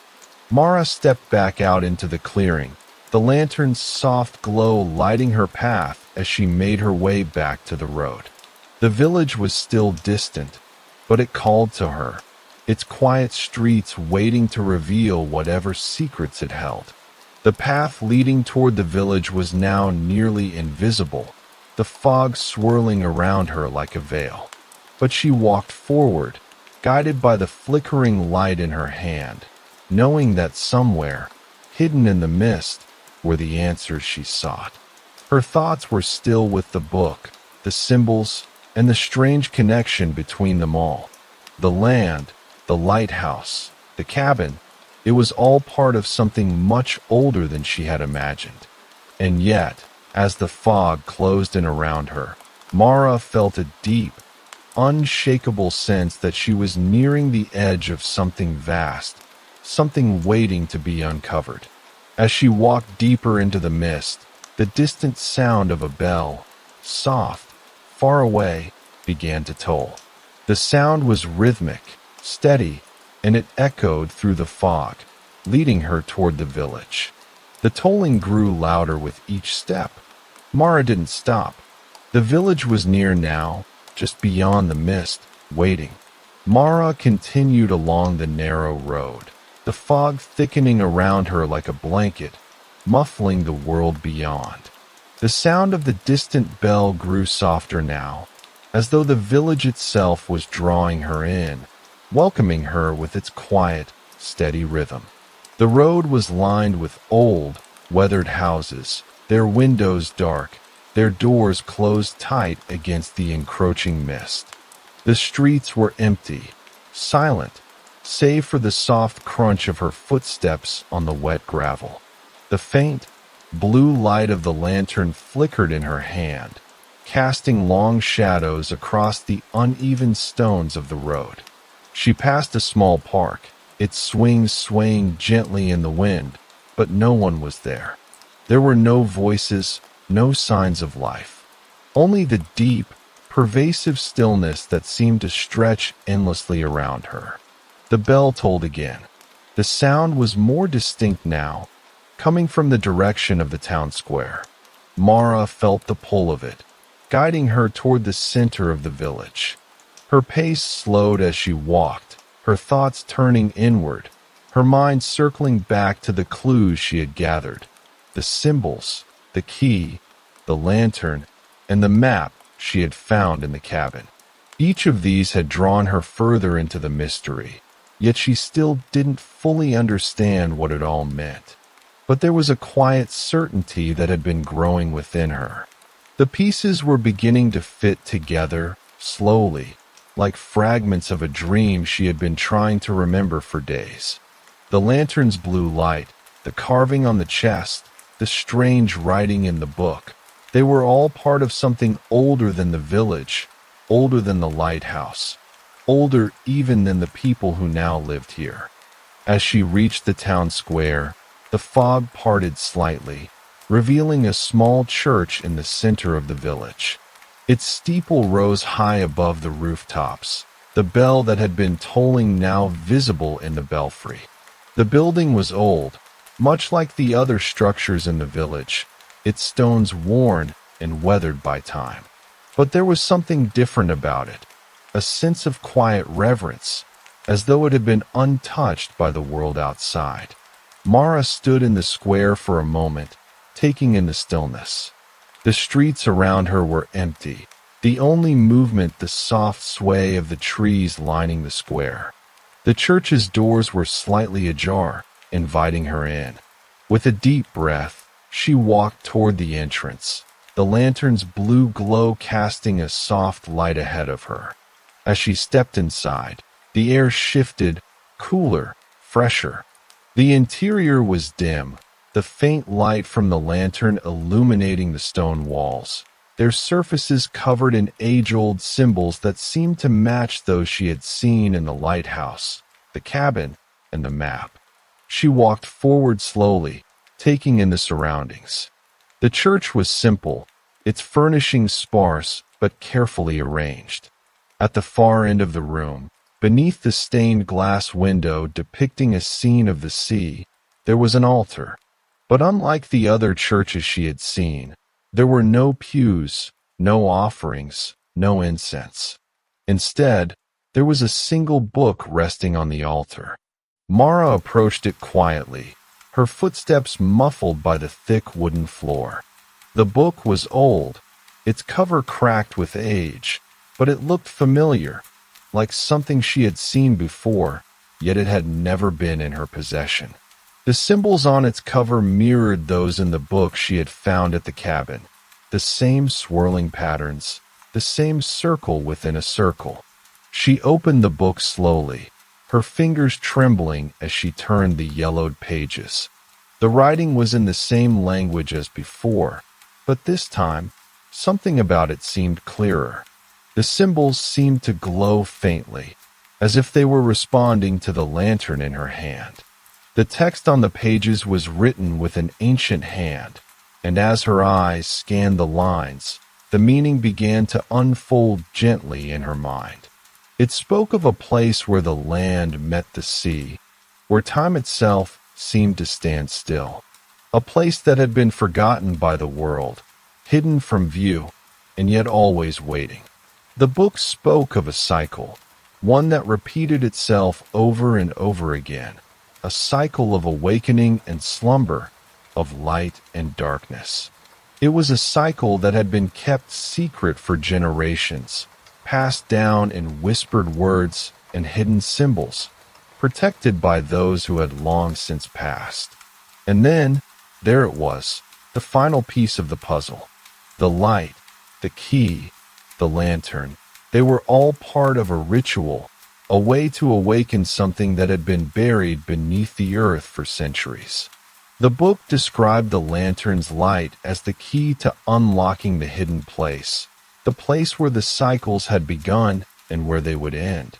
It was not a place of destruction, but of renewal, an ancient ritual that could bring balance, healing, and understanding to those who sought it. Mara closed the book gently, the weight of its words settling in her mind. She understood now. The lighthouse, the village, the symbols, they were all part of a larger story, one that had been told over and over again, quietly, over the centuries. And now, she was the one who had been called to complete it. The lantern's light flickered once more, casting a soft blue glow across the altar. The bell tolled again, its sound resonating through the church, calming and steady. Mara stepped back from the altar, her thoughts clear. The mystery wasn't something to be solved through force or urgency. It had always been about understanding, about listening to the quiet whispers of time, of recognizing the patterns in the land and the symbols that had guided her here. She left the church slowly, the lantern's light still flickering softly in her hand. The fog had begun to lift, and the village appeared to breathe again, the mist retreating in the wake of the realization that had dawned upon her. There was no need to chase the answers. The answers had always been here, waiting patiently to be discovered. Mara walked back through the village, her heart lighter than it had been since she first arrived. The road ahead was still unclear, but she no longer felt lost. The cycle was complete. The mystery had been resolved, quietly and slowly, like the turning of a page in an ancient book. And as the fog lifted completely, the sun broke through the clouds, casting its soft, golden light across the village. Case 3. The boat had no name. It drifted slowly beside the empty dock, rocking almost imperceptibly with the quiet rhythm of the water.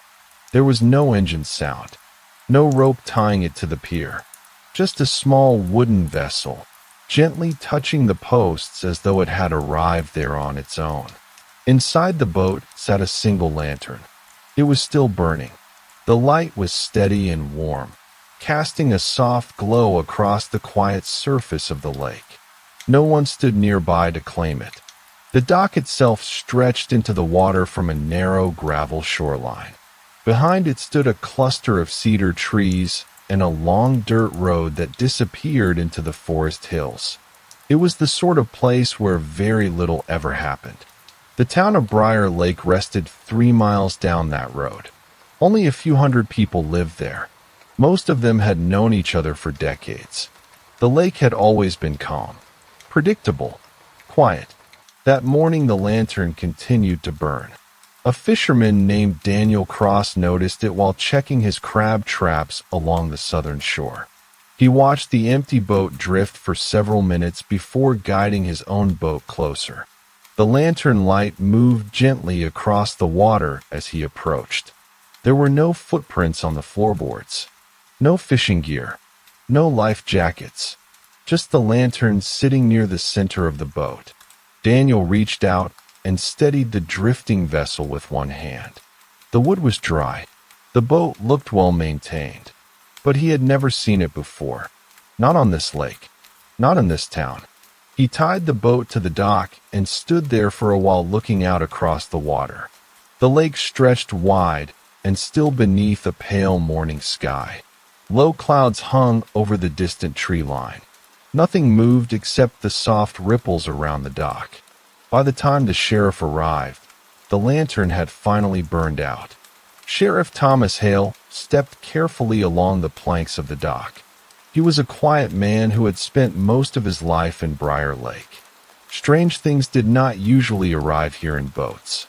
He stood beside the vessel and looked inside. No registration numbers, no markings.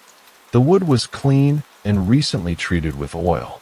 It smelled faintly of pine resin. He crouched down and ran his hand across the floorboards.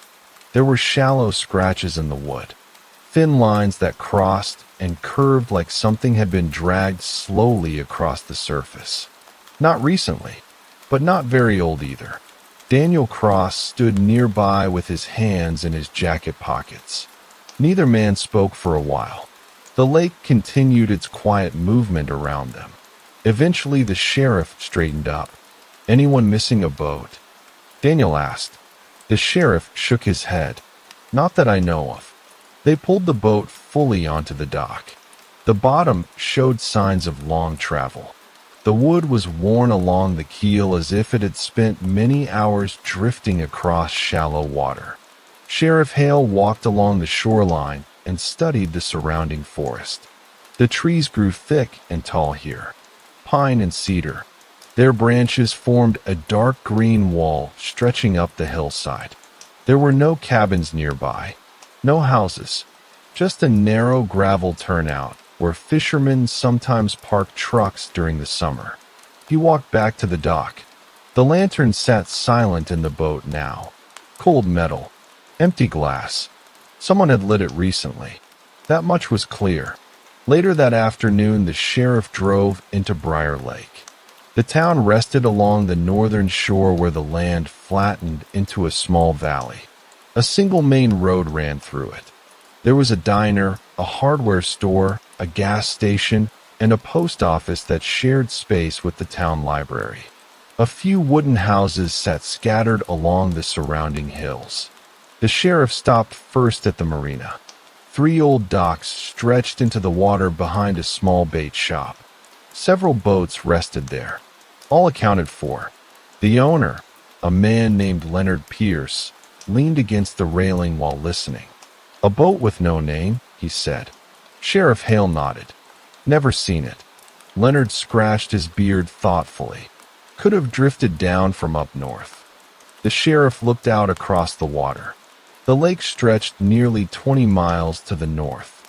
Remote forests surrounded most of it. Only 2 other small settlements existed along the shoreline. Both were even smaller than Briar Lake. Still, boats rarely appeared without someone noticing.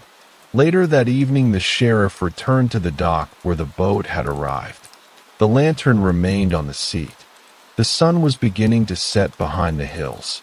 Orange lights spread across the quiet water. He stood there for a while listening to the distant whine through the trees. Something about the scratches in the boat kept returning to his mind. They had formed slow curved patterns, almost deliberate. He crouched again and looked more closely.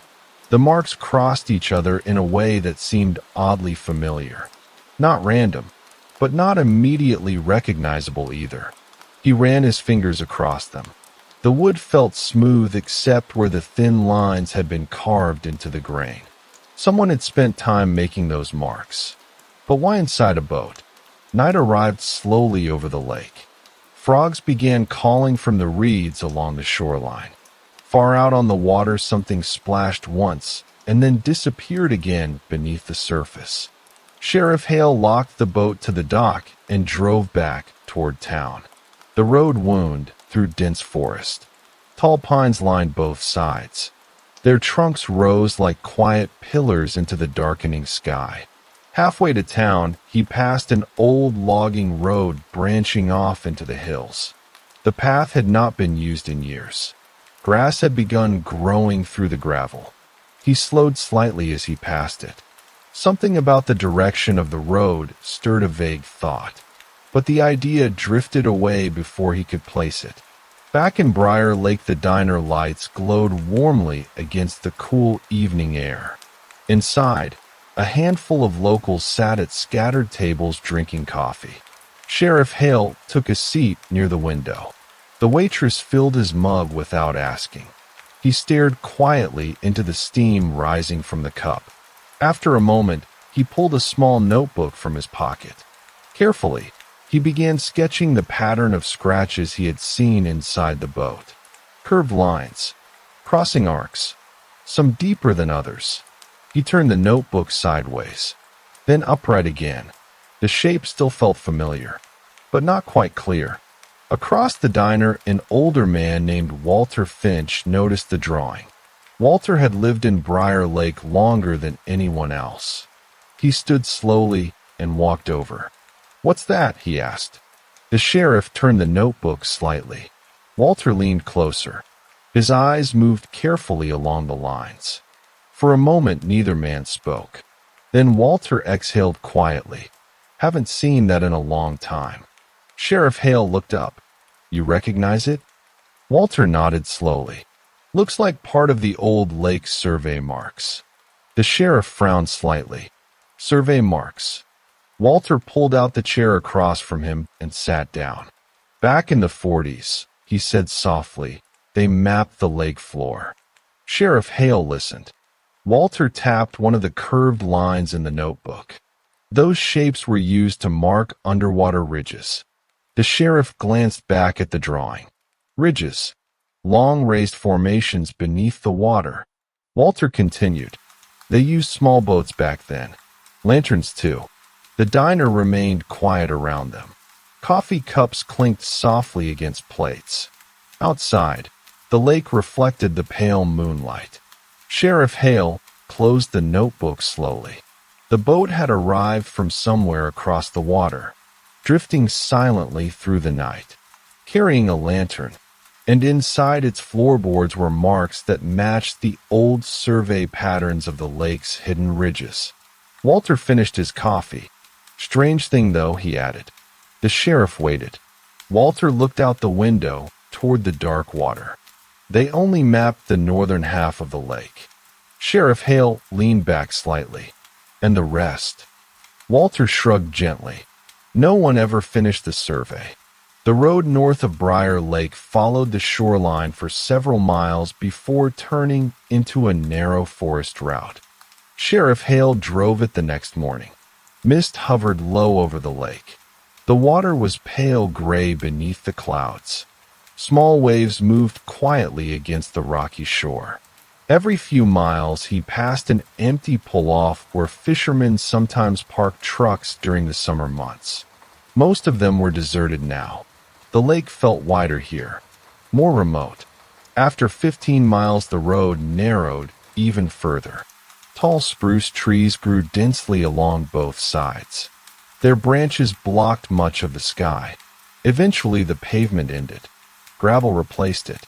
The sheriff slowed the vehicle as the tires began crunching softly over the loose stone. A faded wooden sign stood beside the road. North Ridge Campground. Closed for the season. He continued driving. The forest thickened. The lake occasionally appeared through gaps in the trees, its surface stretching calm and silent beside the road. After another mile, he noticed something unusual near the shoreline. A dock, old, weathered, half collapsed into the water. He parked the truck and stepped out. The air smelled faintly of wet leaves and pine sap.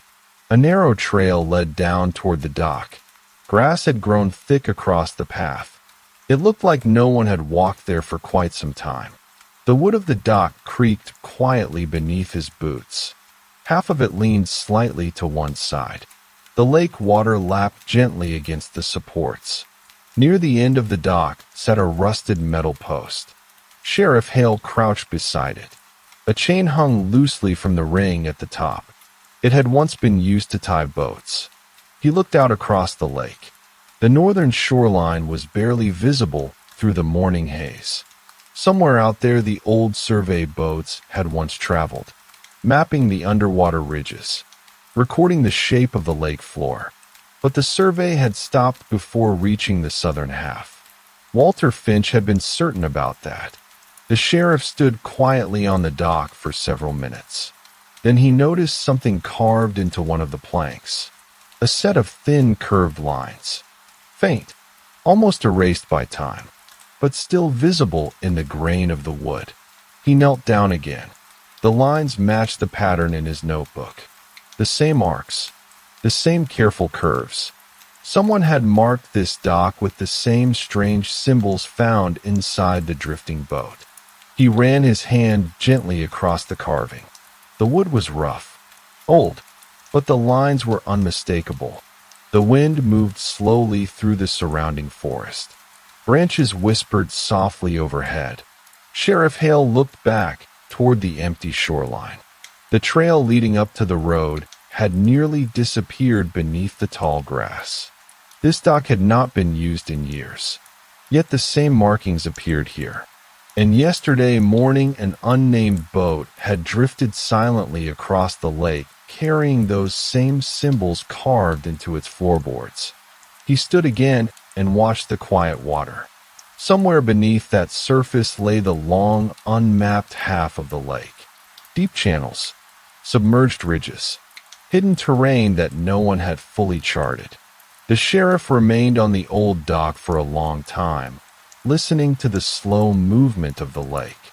And as the morning mist began to lift, he noticed something far out on the water. Another light, very small, very distant, moving slowly across the surface of the lake. The distant light on the lake remained steady, its faint glow drifting slowly along the water's surface. It was far out, just barely visible through the morning haze, but it moved with a purpose. Sheriff Hale stood perfectly still on the dock, eyes fixed on the small light as it shifted across the water. For a long moment, he listened to the soft ripples of the lake. The wind was still. The trees whispered faintly. The light flickered once, then disappeared behind a distant hill, out of view. He stood there for several more minutes, the silence settling in around him like a blanket. Eventually, he turned and walked back up the overgrown trail to his truck. The gravel crunched under his boots, steady and slow. The forest closed in around him again, tall trees looming with their deep green needles. As he reached the truck, he paused and looked back at the dock once more. The faint light was gone. His hands lingered on the cold metal of the truck door before he got in and started the engine. The tires kicked up loose gravel as he pulled away from the forgotten dock, the forest slowly swallowing the old path behind him. Driving back down the narrow road, he passed by the old campground sign again, then turned toward the main road leading back to Briar Lake. The town felt closer now, its small buildings lining the main street, but the fog still clung to the edges of the lake, blurring the horizon. Sheriff Hale kept his eyes on the road, the low hum of the truck filling the quiet space. Just as he neared the first row of houses, he saw the post office up ahead. He parked outside and got out, his boots tapping lightly against the old concrete. The air was cooler now, crisp and fresh from the morning fog. The sound of birds calling softly from the trees filled the quiet. Inside, the postmaster, Nancy Rivers, sat at a small desk near the window, her glasses perched low on her nose as she sorted through a stack of mail. She looked up when the sheriff entered, offering him a slow smile. "Morning, Sheriff," she said, her voice warm but quiet, as though she were still waking up. "Morning, Nancy," he replied, tipping his hat slightly. He walked to the counter, leaning against it casually, his eyes catching a few old postcards pinned to the wall behind her desk. "Anything strange happening around here lately?" he asked, his tone light, though there was something subtle in his words. Nancy paused in her work, glancing up at him with a faint, curious look. "Strange? Not really," she replied slowly, her eyes flicking briefly out the window toward the lake. "But there's always been something a little off about this place, if you ask me." She hesitated, her fingers playing with a letter in front of her. "Something off, you say?" The sheriff's voice was gentle, but there was an edge of curiosity there. She lowered her gaze, considering her words carefully. "Well, it's the lake," she said at last. "People don't talk about it much, but, well, some things have been missing around here over the years. Little things. Nothing anyone would report, but, I don't know. You hear about things just disappearing." The sheriff raised an eyebrow, intrigued.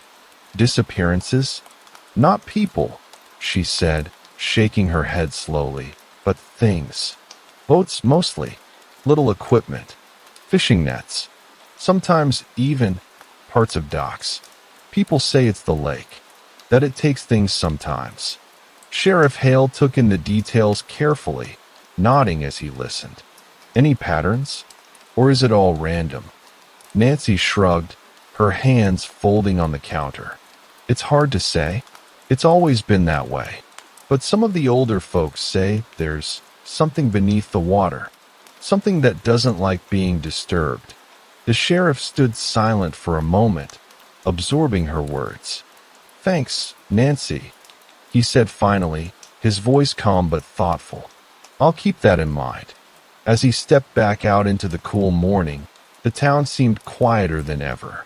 The soft creak of the wooden sign hanging above the post office door barely made a sound as it swayed gently in the breeze. Sheriff Hale returned to his truck, his mind turning over the strange conversation. Something beneath the water, something that didn't like being disturbed. The idea lingered with him as he drove away from the small town and headed back toward the lake. He drove in the direction of the old fishing lodge, a place where a few cabins sat along the water's edge. The place had seen better days, but there were still a few families who came through during the summer. The road was narrow, overgrown with thick vines and brambles, leading into the forest again. As he approached, the trees thinned, and the view of the lake opened up once more. He turned onto a rough gravel drive and stopped by the main lodge, an old building that creaked with age. The lodge had once been vibrant, a popular retreat, but now it stood more as a silent relic, its windows mostly boarded up and its paint peeling in places. He stepped out of the truck and walked slowly toward the back of the lodge, where an old pier stretched out into the water. It, too, was showing signs of neglect, with several of its wooden planks broken and a few sections nearly submerged. The air was thick with the smell of damp wood and decaying leaves. As the sheriff wandered down to the water, he noticed something odd near the edge of the dock. Small, smooth stones arranged in a circular pattern. It wasn't a perfect circle, but the arrangement stood out against the otherwise natural chaos of the shoreline. He crouched down and touched one of the stones. It was cold, and when he picked it up, he realized that it was heavier than it looked. He ran his hand over the surface, noticing that the stone wasn't as smooth as it had first seemed. There were subtle engravings along its edges, thin, jagged lines that almost looked like markings, too fine to be naturally occurring. The sheriff stood up, his thoughts quiet but turning. He glanced around the rest of the dock. A few more stones were scattered here and there, though none of them were arranged in such a precise pattern. He walked slowly back toward the main lodge, his boots crunching the gravel beneath him. The place was still. Far off, the faint sound of the water lapping against the shore was the only noise. Sheriff Hale stopped outside the lodge and glanced back toward the dock. Those stones had been placed there intentionally. But by whom? And why? The lake, as quiet and still as it was, seemed to hold secrets just beneath its surface. He took a deep breath, the cool air filling his lungs, and turned back to his truck. The investigation was just beginning, but already the quiet of this place seemed to press in on him, leaving a feeling that he wasn't quite alone in it. The lake stretched out in front of him, vast and still, its secrets buried deep in the depths. The sheriff sat in his truck for a long moment, staring out at the lake. The still water seemed to stretch endlessly before him, as though it could go on forever. The faint mist clung to the edges of the shore, barely disturbed by the gentle ripple of the wind. His fingers drummed lightly on the steering wheel. The stones on the dock had unsettled him. There was something deliberate about their placement, something purposeful. He finally started the engine and slowly drove away from the lodge, the gravel crunching softly beneath the tires. The road wound back into the trees, a thick canopy of leaves arching over the path, muting the light as if the forest were trying to keep something hidden. As he drove, the forest seemed to grow denser. The tall trees closed in, blocking out much of the sky. It felt as though the world had narrowed. The only sound the steady hum of his truck's engine and the occasional rustle of leaves in the breeze. He came to a fork in the road where a weathered wooden sign indicated a small trail that led deeper into the forest. The sign was faded and unreadable, but the path itself looked like it had been used recently. Sheriff Hale slowed the truck and considered it for a moment. There was something about this place that tugged at his thoughts, something just beyond his understanding. He had a feeling he needed to see where this trail led.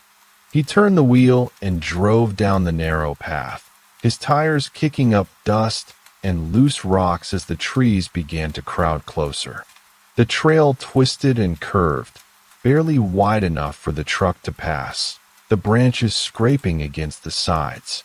A few miles down, the trail opened up into a small clearing. In the center of the clearing stood a cabin, old, abandoned, and nearly swallowed by the surrounding forest. The roof had caved in on one side, and a few of the wooden planks along the walls were missing. The windows were dark, their glass long gone, leaving behind empty frames. The sheriff pulled the truck to a stop just outside the clearing and stepped out. The air was cooler here, filled with the scent of wet earth and the faint tang of moss. The only sound was the wind whispering through the trees, carrying with it the faintest sound of something cracking and shifting in the underbrush. He walked slowly toward the cabin, his boots crunching softly against the dry leaves. The wooden planks beneath his feet creaked as he stepped onto the porch. The door hung ajar, its hinges rusted and stiff. He pushed it open carefully, the old wood groaning in protest. Inside, the cabin smelled of dampness and decay. The air was still, heavy with the weight of time. Dust and cobwebs covered the floors, and the walls were bare except for a few old nails, rusted and forgotten. The sheriff's eyes scanned the room, noticing the remnants of old furniture, broken chairs, a table tipped onto its side, and a cracked mirror hanging crookedly on the wall. But nothing in here seemed particularly strange, at least at first glance. He turned to leave, but paused as something caught his eye. There, near the back of the cabin, behind a fallen chair, was a small wooden chest. It was old, its surface scarred by years of neglect, but it seemed out of place here. No one would have left something like that behind. The sheriff crossed the room and knelt beside it. The chest was locked, the brass clasp tarnished with age. There was a faint engraving on the top, but it was worn smooth, the letters indistinct. He reached into his pocket and pulled out a small set of tools, working the lock carefully. After a moment, it clicked open. Inside, the chest was filled with old papers, yellowed and brittle, their edges curling with age. The sheriff pulled out one of the sheets. It was a map, crudely drawn, with the outline of the lake at its center.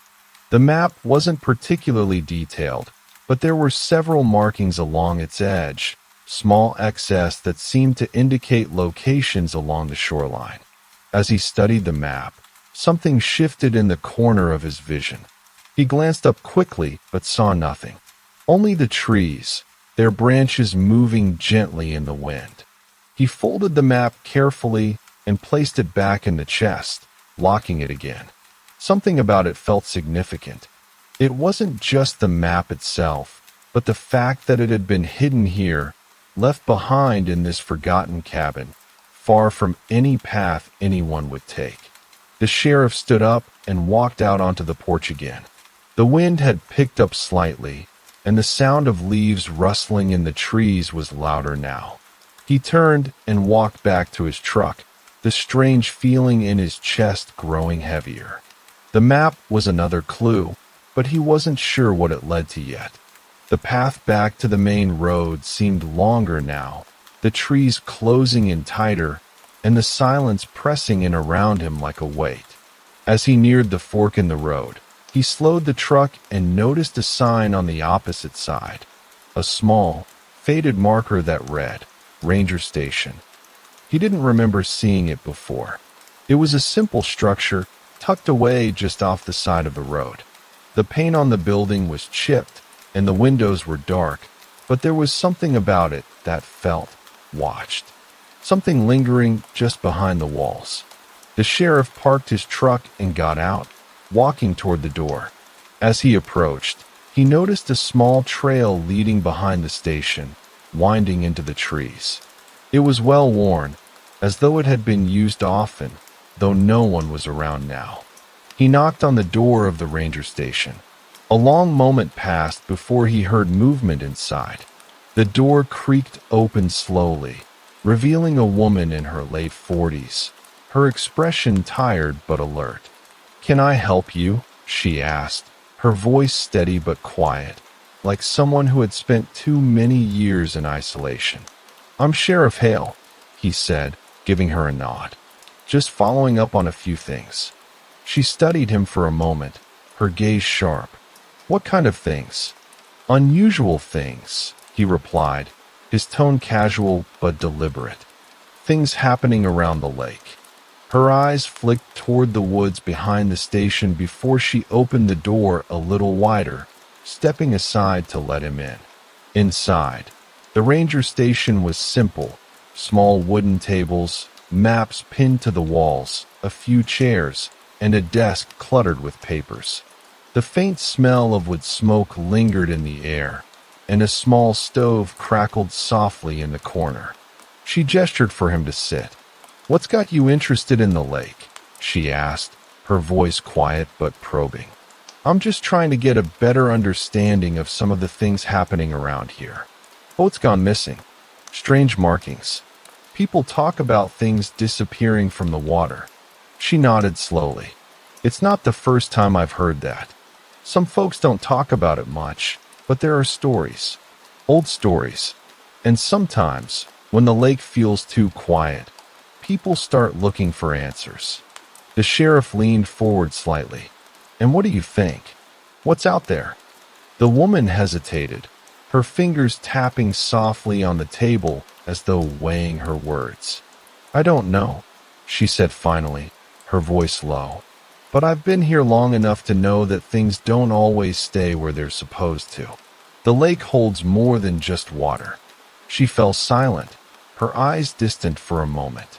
The sheriff looked toward the window, where the forest seemed to stretch endlessly, the trees swaying gently in the breeze. "Have you seen anything unusual?" he asked, his voice soft but insistent. She shook her head slowly. "Not seen, but heard. Sometimes in the quiet, when everything's still, you can hear things under the water. Little sounds, as if something's just waiting." The sheriff stood up, his mind already turning over the new information. "Thanks," he said quietly, turning toward the door. "Be careful out there," she called after him, her voice softer now. "Not everything's meant to be found." The sheriff stepped back outside, his boots crunching against the gravel as he made his way back to the truck. The sky above had darkened slightly, and the air was cooler now, the promise of evening settling in. He drove away from the ranger station slowly, his thoughts scattered, yet focused. There was more to this than he had first realized, and with each step, the mystery deepened. The sheriff drove slowly down the winding road, the trees closing in tighter as the last light of the day began to fade. The air was cool now, and the soft murmur of the wind through the leaves filled the silence around him.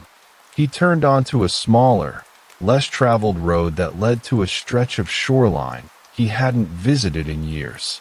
The gravel road crunched under his tires as he drove toward a small, isolated stretch of beach. The lake here was quieter, its surface nearly still, save for the occasional ripple caused by a breeze. A few old cabins sat at the edge of the water, their wooden frames weathered by time, their windows dark and empty. He pulled up near a small dock, the wood worn and crooked. The faded remnants of a boat were tied loosely to the rotting posts, a forgotten shell of something once functional. The air was thick with the smell of damp wood and lake water, a scent that seemed to settle deep in his chest. He stepped out of the truck, feeling the cool breeze against his skin.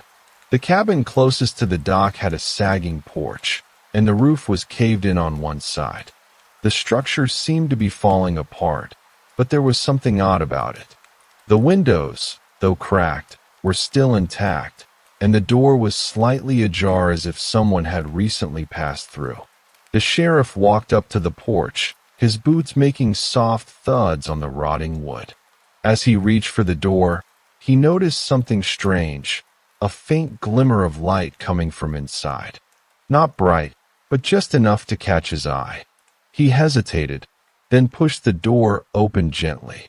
The light came from a small lamp on a table near the window. The room inside was empty, except for the lamp and a few pieces of old furniture scattered across the floor. Dust had settled thickly over everything, but the lamp was still burning. Its soft glow illuminated a series of photographs pinned to the wall. The sheriff walked toward them, his eyes scanning each one carefully. They were old, black and white images, some faded and others barely legible. A few showed the lake, its still waters under a bright sky. But most of the photos were of people, families, smiling faces, groups gathered around campfires. And in one photo, a small boat was tied to the dock, nearly identical to the one he had seen earlier. The sheriff moved closer to the photographs, studying them one by one. He felt the weight of the moment, the slow unraveling of something buried deep in the past. The faces in the photographs, the boat on the water, the people in the distance. All of it seemed connected, though he couldn't yet understand how. As he turned to leave, his eyes caught something else, a small notebook lying on the floor, half hidden behind a broken chair. He bent down and picked it up. The cover was worn, the edges tattered from years of neglect. Inside, the pages were filled with neat, precise handwriting. He flipped through the pages carefully, each one filled with notes, names, dates, locations. Some were written in ink, others in pencil, as if the writer had changed their method over time. One page, near the back, was particularly interesting. It contained a list of names, some crossed out, some with notes beside them. At the top of the page, in large letters, was the word watch. The sheriff ran his fingers over the paper, feeling the weight of the names. Some were familiar, and others were not. The list seemed to stretch across several decades, each name tied to a location on the lake. But there was something unsettling about the way the names were written, like the writer had been watching them for far longer than they had known. He closed the notebook, slipping it into his jacket pocket. Outside, the sky had darkened further, the lake now a muted, reflective black. He could hear the soft rustle of the leaves in the trees and the occasional call of distant birds. The world felt quiet, suspended in time. As he returned to his truck, he noticed something out of the corner of his eye. A figure standing at the edge of the lake, just barely visible in the dim light. The figure was tall and still, looking out over the water, as though waiting for something. The sheriff paused, his hand resting on the door handle. He watched the figure for a moment, trying to make out any details. But the person didn't move. They were just there, silent, as if part of the landscape itself. He didn't approach. Instead, he climbed into the truck and started the engine, his gaze lingering on the figure as he drove away. The figure remained, standing at the water's edge, unmoving. The road ahead stretched on, the headlights casting long shadows on the trees that lined both sides. The silence was broken only by the sound of the engine and the soft hum of the tires against the gravel. As he drove, the sheriff's mind raced. The notebook, the photographs, the figure at the lake, they were all pieces of something larger, something he couldn't yet see. He pulled into the town of Briar Lake, the streets dimly lit by the old streetlights. It was nearly empty now, the town settling into its quiet night. He drove past the diner, where the lights were still on, and then stopped by the gas station. The air felt colder here, the stillness hanging heavy around him. He stepped out of the truck and walked toward the station, the creak of the old sign above the door the only sound in the night. Inside, the fluorescent lights flickered faintly, casting a harsh glow on the shelves of snacks and drinks. Behind the counter, the clerk, a man in his mid-30s named Paul, looked up as the sheriff entered.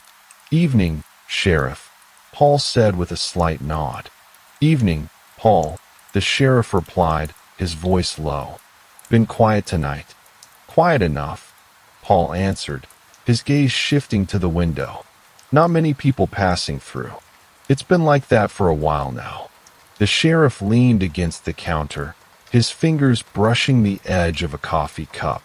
"You ever hear anything strange about the lake?" Paul hesitated, his eyes flicking nervously toward the back of the store. "What kind of strange?" "Unexplained things. Disappearances. Boats. People." Paul glanced around, his voice dropping lower. "There's always talk.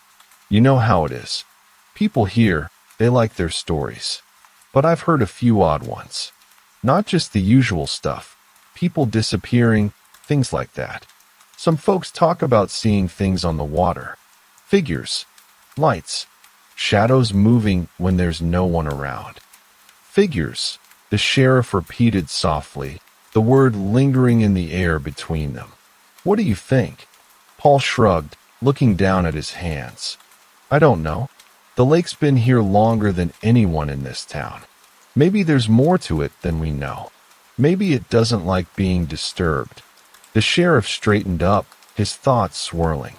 "You hear anything about the old fishing lodge?" Paul's eyes shifted, a slight unease crossing his face. "Lodge? You mean the one out by the beach? The one that's been abandoned for years?" "That's the one. I've heard stories about that place too," Paul said quietly.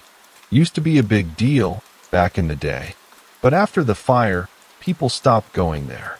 There are some old-timers who say the place is cursed. That's why no one goes near it. You know, things like bad luck, things happening to people who stayed there." The sheriff nodded slowly. "I'll take a look around." "Thanks, Paul." Paul watched him as he turned and walked out of the store, the door creaking softly as it closed behind him. The air outside had grown colder, and the town seemed even quieter now, as if it were holding its breath. The sheriff got back in his truck, his mind working over everything he had learned so far. The notebook, the figures on the lake, the strange stories. He needed to know more, and the only way to find out was to keep moving through the layers of this quiet, forgotten town. As he drove away, the lights of Briar Lake faded in his rearview mirror, and the dark, endless expanse of the forest stretched out before him. The mystery was still unfolding, piece by piece, each one a quiet discovery. The sheriff drove through the quiet streets of Briar Lake, his headlights casting long shadows against the empty storefronts. The town felt deserted now, with the evening settling deep into its bones. The last few houses passed by, their windows dark, and the only sounds were the occasional creak of old buildings shifting in the cool night air. He followed the road as it wound toward the forest again, his truck humming steadily against the gravel. The trees grew denser, their thick branches forming a canopy above, closing in around the road.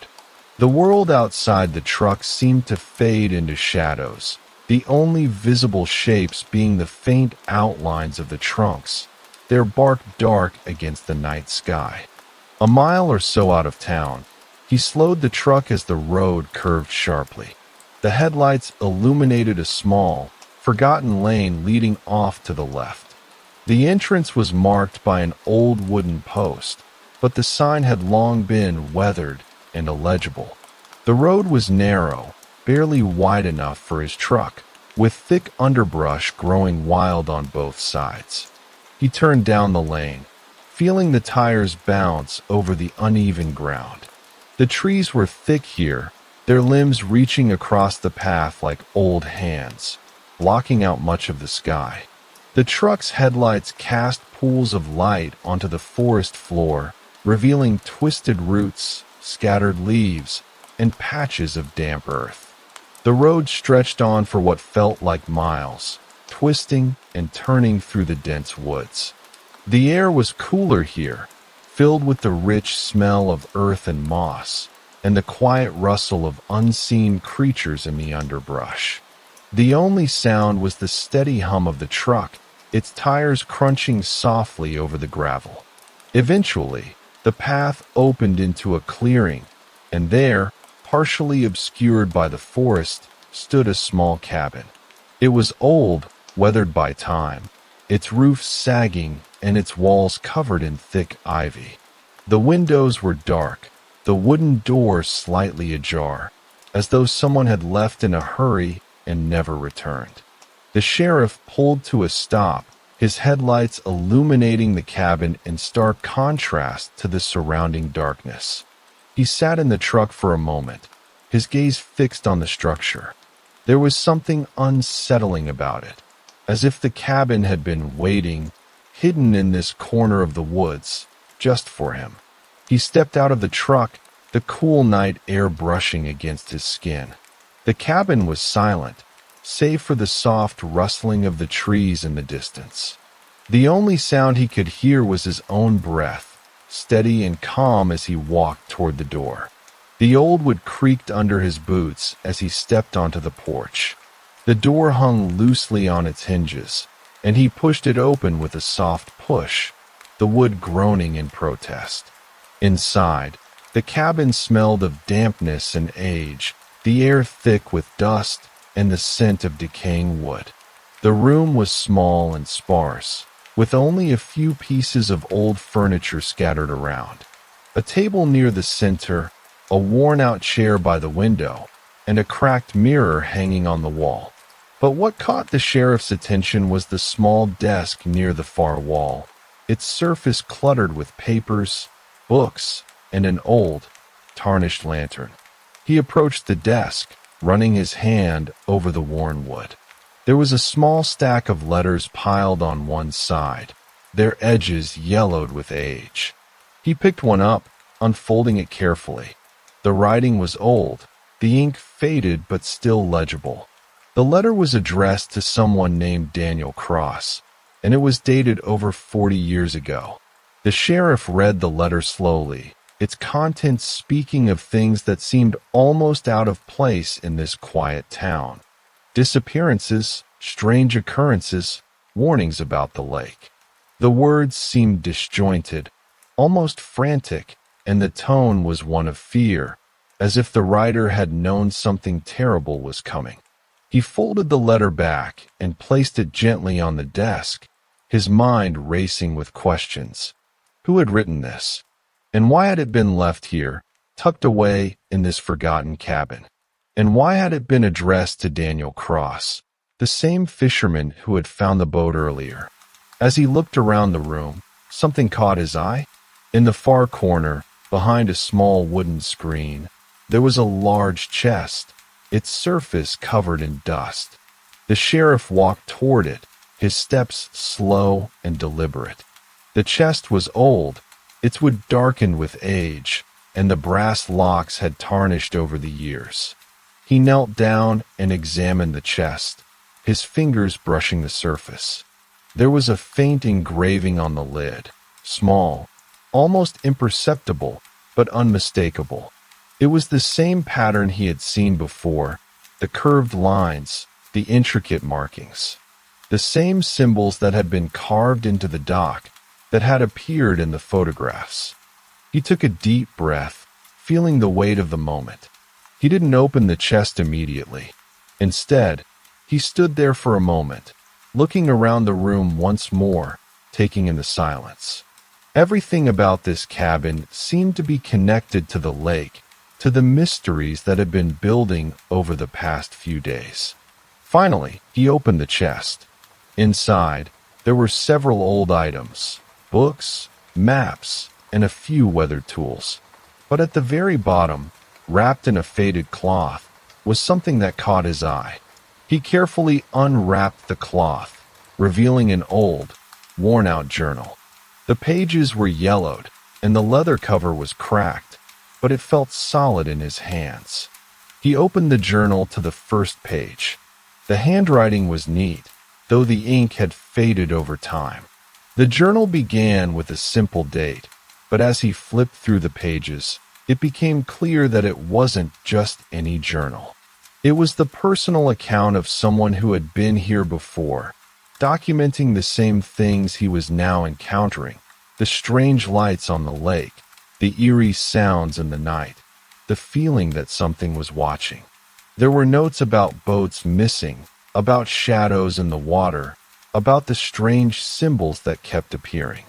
And towards the end of the journal, the entries became more frantic, more urgent. The writer spoke of a pattern, of a cycle that had been repeating for years, something tied to the lake itself. The sheriff turned the last page. The final entry was dated just a few days before the journal had been abandoned. The words were simple, but they sent a chill down his spine. "It's coming again. The lake will take it all. It always does." He closed the journal and stood in the center of the room, the silence pressing in around him. The mystery was deeper now, and the pieces of the puzzle were slowly starting to come together. The lake, the boat, the strange markings, they were all connected. But how? And why? He placed the journal back in the chest, closing the lid gently. As he stepped back outside, the moon hung high in the sky, casting a pale light over the clearing. The trees swayed gently in the breeze, their long shadows stretching across the ground. The sheriff looked around, his mind still working through the discoveries. There was one more place he needed to visit, the old church on the outskirts of town. It had been abandoned for years, its windows boarded up and the doors long since locked. But he had heard whispers about it, rumors of strange occurrences that had happened there in the past. He walked back to his truck, his footsteps steady but thoughtful. The night seemed colder now, the air thick with the scent of pine and damp earth. The forest around him felt alive, as if it were watching, waiting. The sheriff knew he was getting closer to the heart of this mystery, and something told him that the church held the final piece he needed to understand what was happening. He started the truck and drove back toward town, the road stretching before him as the night deepened around him. The answers were out there, hidden in the shadows, and he was determined to find them. The sheriff drove slowly through the darkened streets of Briar Lake, his headlights casting long, pale streaks across the road. The quiet town seemed even smaller now, swallowed by the deepening night. He passed the small diner, still lit in the distance, its glow a soft orange flicker in the growing darkness. The trees along the edge of the town stood like silent sentinels, their dark branches stretching upward into the sky, as if keeping watch over the quiet. His thoughts drifted back to the cabin in the woods, the journal, the photographs, the strange markings that had appeared in so many places. Every discovery felt connected to the lake, like pieces of an old, forgotten puzzle slowly coming together. The symbols, the boats, the strange disappearances. There was a rhythm to it, a pattern that had been unfolding for decades, quietly and unnoticed. As he drove, he found his mind returning to the old church at the edge of town.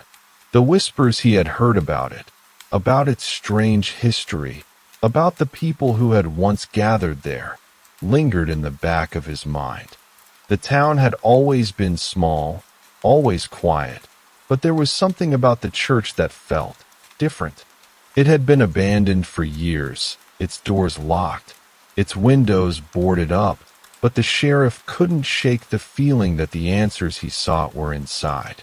The road to the church was narrow, barely wide enough for his truck.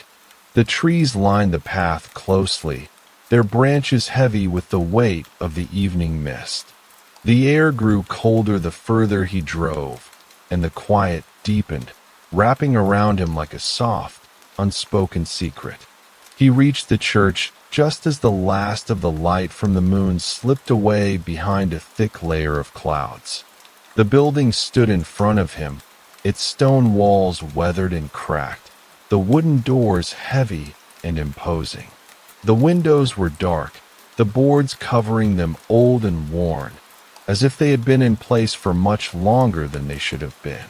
The sheriff parked his truck a few feet from the entrance and stepped out, his boots soft against the dirt path.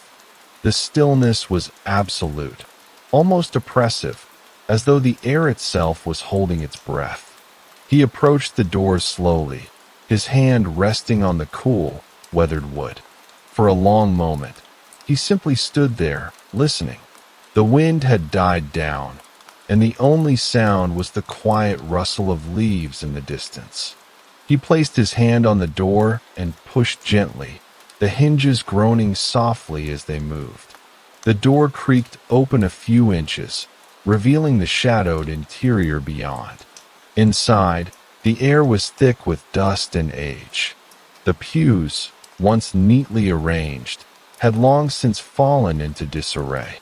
The stained glass windows, though dark and covered, still held their silent beauty, the muted light of the moon just barely filtering through the cracks in the boards. The room felt abandoned, forgotten, but there was a certain weight to it, a feeling that it had been waiting for something or someone to return. The sheriff stepped inside, his footsteps muffled on the worn floorboards. The quiet was so complete that it almost felt unnatural, as though the building itself had been holding its breath for decades. He moved toward the front of the church, where the altar sat, now covered in layers of dust and cobwebs. It was clear that no one had entered this space in a very long time. He paused, his gaze drifting across the room. There, against the far wall, was a small, worn cabinet.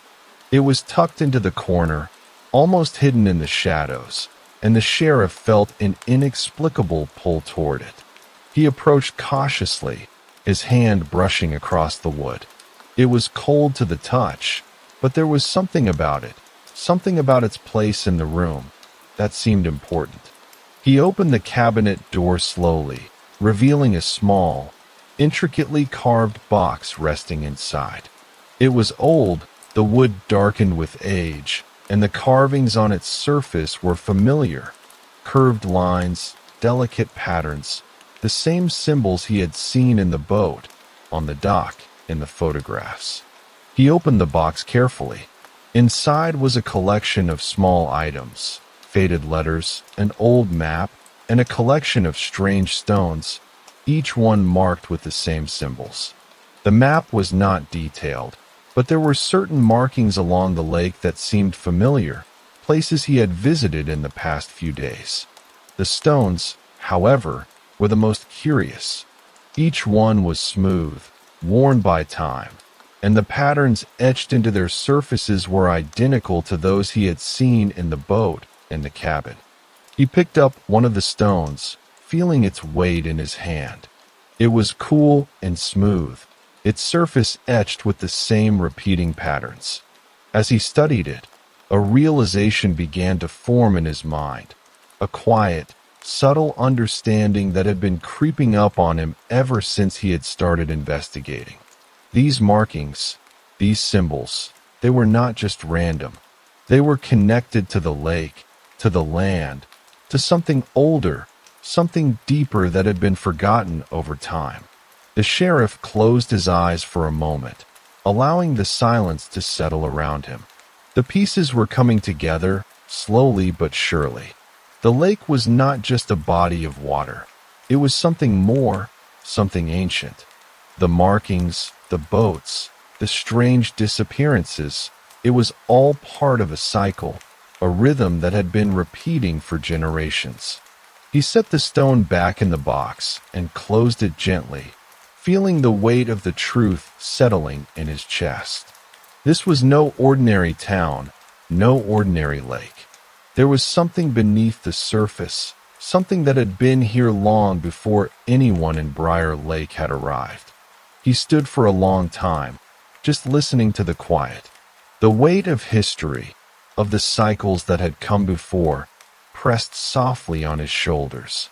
The town had always known, in its quiet way, but it had been too afraid to acknowledge it, too scared to confront the truth that lay hidden beneath the water.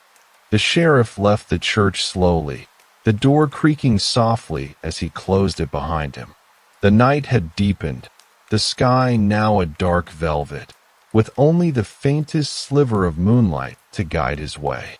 He walked back to his truck, his thoughts drifting through the past, through the stories of the lake and the town. The mystery wasn't solved, not entirely, but it was clear now.